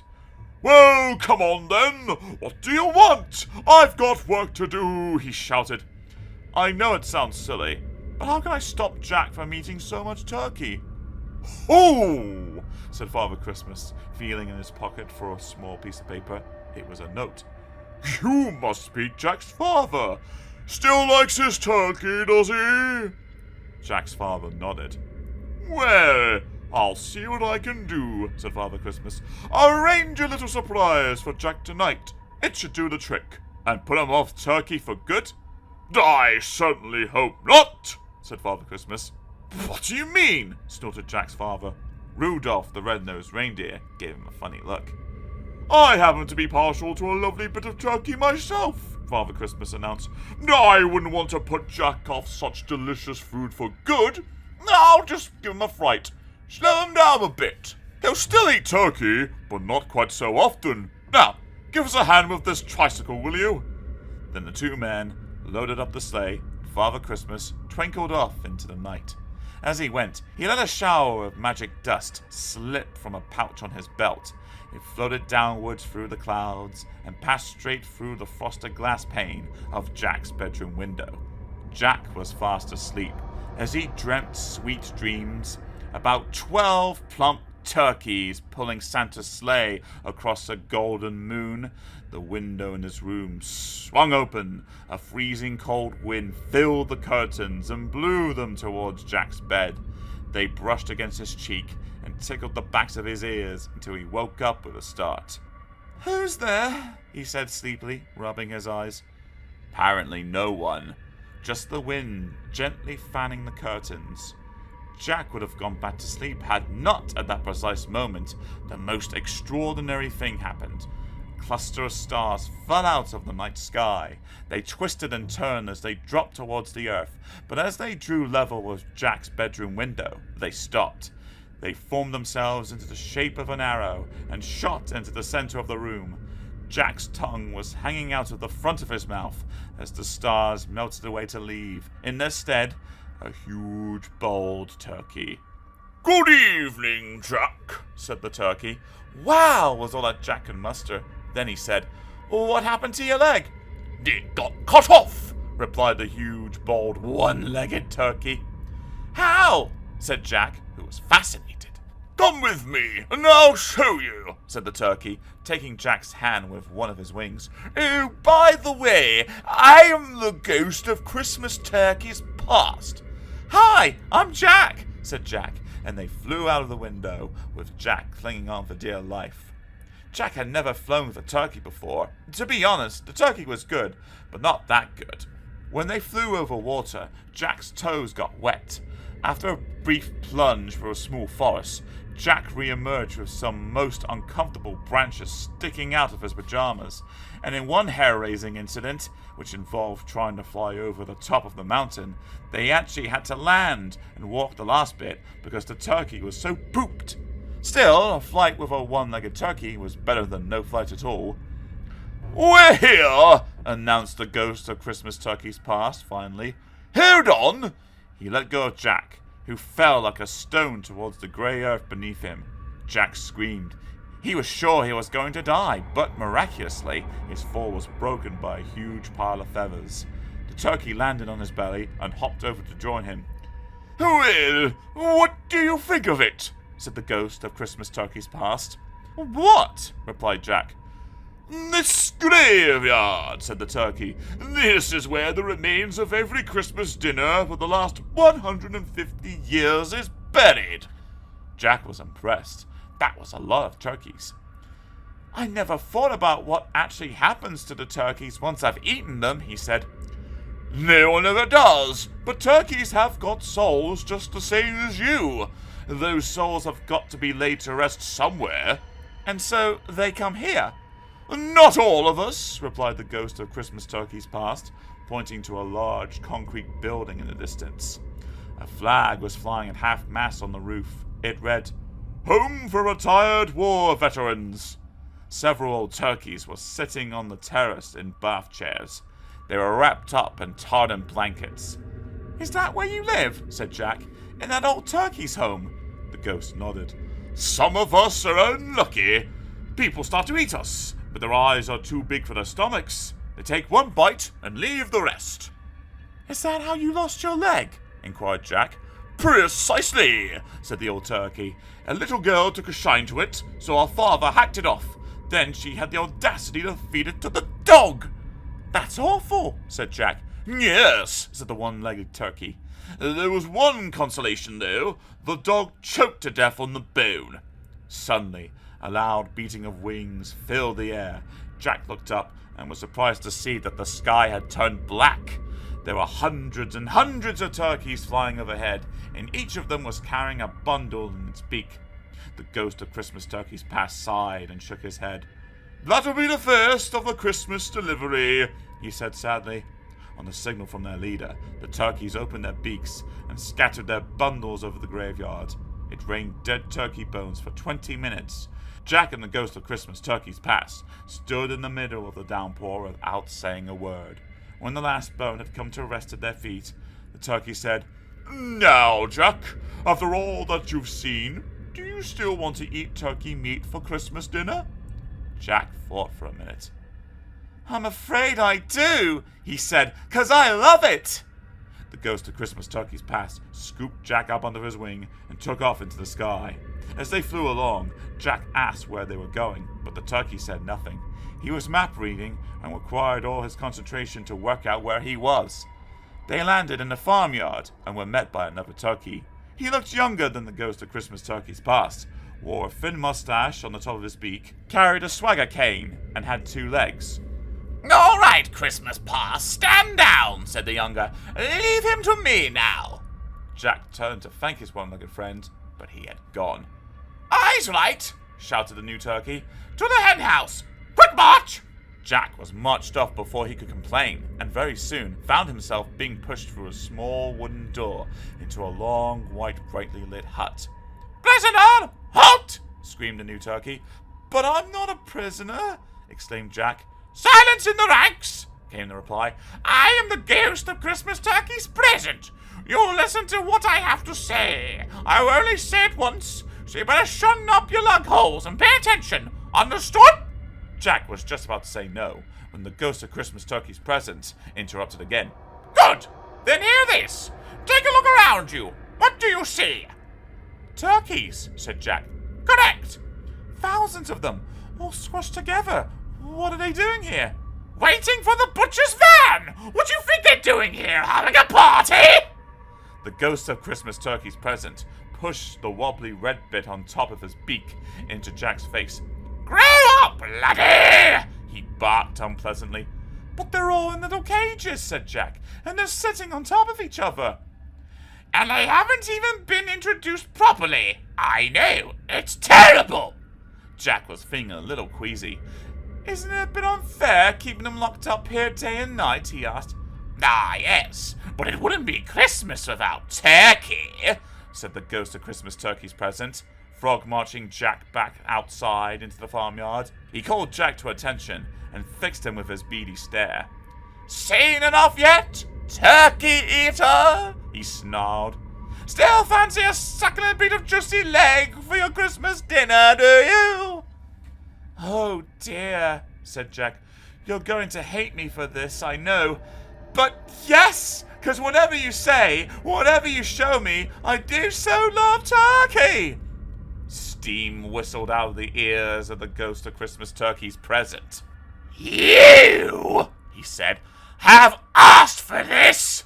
Then he turned half a step to his left and bellowed in his most frightening voice, "Ghost of Turkey's Christmas future, one step forward!"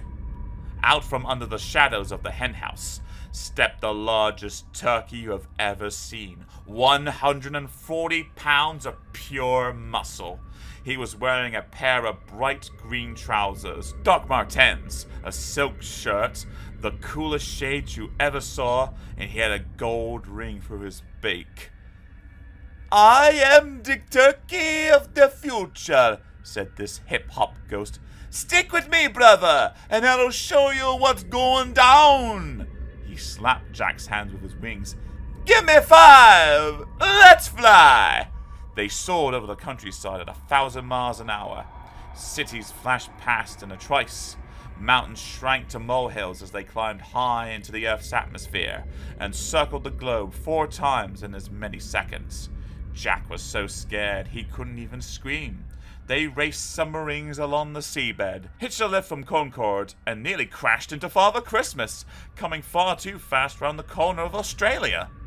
Jack was surprised to find himself back outside his parents' house when they landed. "You've brought me home," he said. The ghost of Christmas turkey's future slapped his thigh and roared with thunder. "Man, this ain't your home. This is your house, but it ain't your home. We're like 100 years in the future. This is what Christmas Day is gonna be like in the year 2090. Take a look, man! Take a look!" Jack climbed up on the window ledge and peered in through the net curtain. He could see a Christmas tree with fairy lights on it. In the corner of the room, there was holly around the pictures, and a piece of mistletoe hung over the door. The table was set for Christmas dinner, with red napkins, crackers, and party hats. The room looked exactly as it had done when Jack went up to bed on Christmas Eve after watching his father stuff the turkey. "But I don't see what's different," said Jack. You will, said the ghost of Christmas Turkey's future, clucking with glee. Suddenly, the kitchen door opened. Jack was expecting to see his mother, so imagine his surprise when a large turkey wearing an apron and carrying a silver platter with a lid on it backed into the room. "Come along, children," she shouted. "Christmas dinner is ready." 3 little turkeys rushed into the room, screaming with delight. They were just like Jack, pushing and shoving each other to be first at the food. "Sit down and behave," said their mother. "Now then, dear, will you carve?" She was addressing the largest turkey of them all, who had just come in from the garage, obviously the father. Jack was feeling sick again. Even if it was the year 2090, it didn't seem right that turkeys were eating other turkeys for Christmas dinner. But then, they weren't. As the father lifted the lid off the silver platter and sharpened his carving knife, Jack screamed. They were eating him. The turkeys were eating Jack for Christmas dinner. Jack woke up in bed screaming. It was Christmas Day, but Jack did not eat turkey for dinner. He took one look at the large beast that his mother had cooked for him and ate sprouts and roast potatoes instead. "But I thought you liked turkey," said his father with a smile on his face. "Not today," said Jack. "Maybe tomorrow." Jack's father tucked in his napkin, picked up his knife and fork, and sent up a silent thank you to Father Christmas.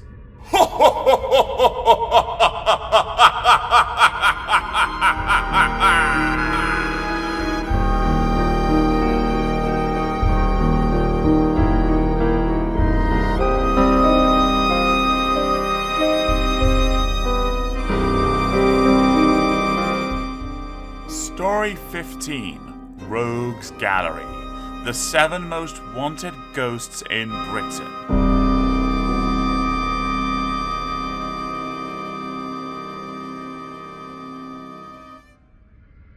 Number 1, Old Hollowlegs. Died for a chocolate fudge slice 10 years ago. He recently won the greediest ghost in Greenwich competition by consuming the entire contents of a children's tea party, table mats and all, in under 12 seconds. Close friends of Old Hollowlegs admit they do not know where he puts it all, but they do recommend the locking of all fridge freezers when he is in the vicinity. Next time your tummy rumbles at the dinner table, check that it is yours, and not the ghostly gastric juices of Old Hollowlegs. He does like to lurk under tables waiting for scraps. Number 2, Transparent Tony. When you're at school and tell a whopping great lie to get yourself out of trouble, you probably think you're being clever. In fact, it's not you at all. It's Transparent Tony. He likes to sit in children's hair and whisper half-truths in their ears. A word of warning though, Transparent Tony is the worst liar in the whole world because everyone can see straight through him. So if you're telling a lie and you think it's one of Tony's, stop! No one will be fooled. Number 3, the Headless Coachman. As his name suggests, the Headless Coachman drives a coach and 4 horses without a head. Needless to say, it took him 18 attempts before he passed his driving test. Nowadays, he just poodles around the M25 and causes the most terrible traffic jams. Number 4, the Bermuda Triangle. Organized crime is not something one usually associates with the spirit world, but the Bermuda Triangle is a sinister underworld syndicate containing the ghosts of some 700 South American gangsters. They meet underwater in boating ponds and steal children's sailing boats by sucking them down into the reeds. A disturbing police report published last month indicates that the Bermuda Triangle may well have turned their attention to remote-controlled model aircraft. You have been warned. If you own a model airplane, you may already be under surveillance. Beware of low-flying ghosts in ponchos. Number 5. Nostalgic Nora. She's a dear old duck, Nostalgic Nora, but she doesn't half wrap it on. If you're young, you're quite safe. Nora isn't interested in you. It's adults that she's interested in. Nostalgic Nora likes to worm her way inside the minds of older people and make them talk for hours and hours on end about the past. There's nothing wrong with what she makes people say. It just happens to be mind-crushingly boring. Number 6. The Immortal Remains of Henry Fink. In 1970, Henry Fink was horribly killed by an axe murderer. His body was chopped into hundreds of little pieces and stored in a large chest freezer. His ghost is similarly disembodied. If Henry Fink comes to your house to do a bit of haunting, you're in for a scary time. He likes to leave bits of himself scattered around the house. Then, when you open the door, his bits light up and he smells.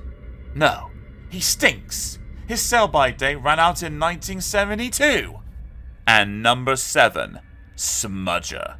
Who puts chocolate milk stains around your mouth? Who smears spaghetti bolognese on your clean white t-shirt? Who rubs grass stains into your knees? It's Smudger, the grubbiest ghost in the world.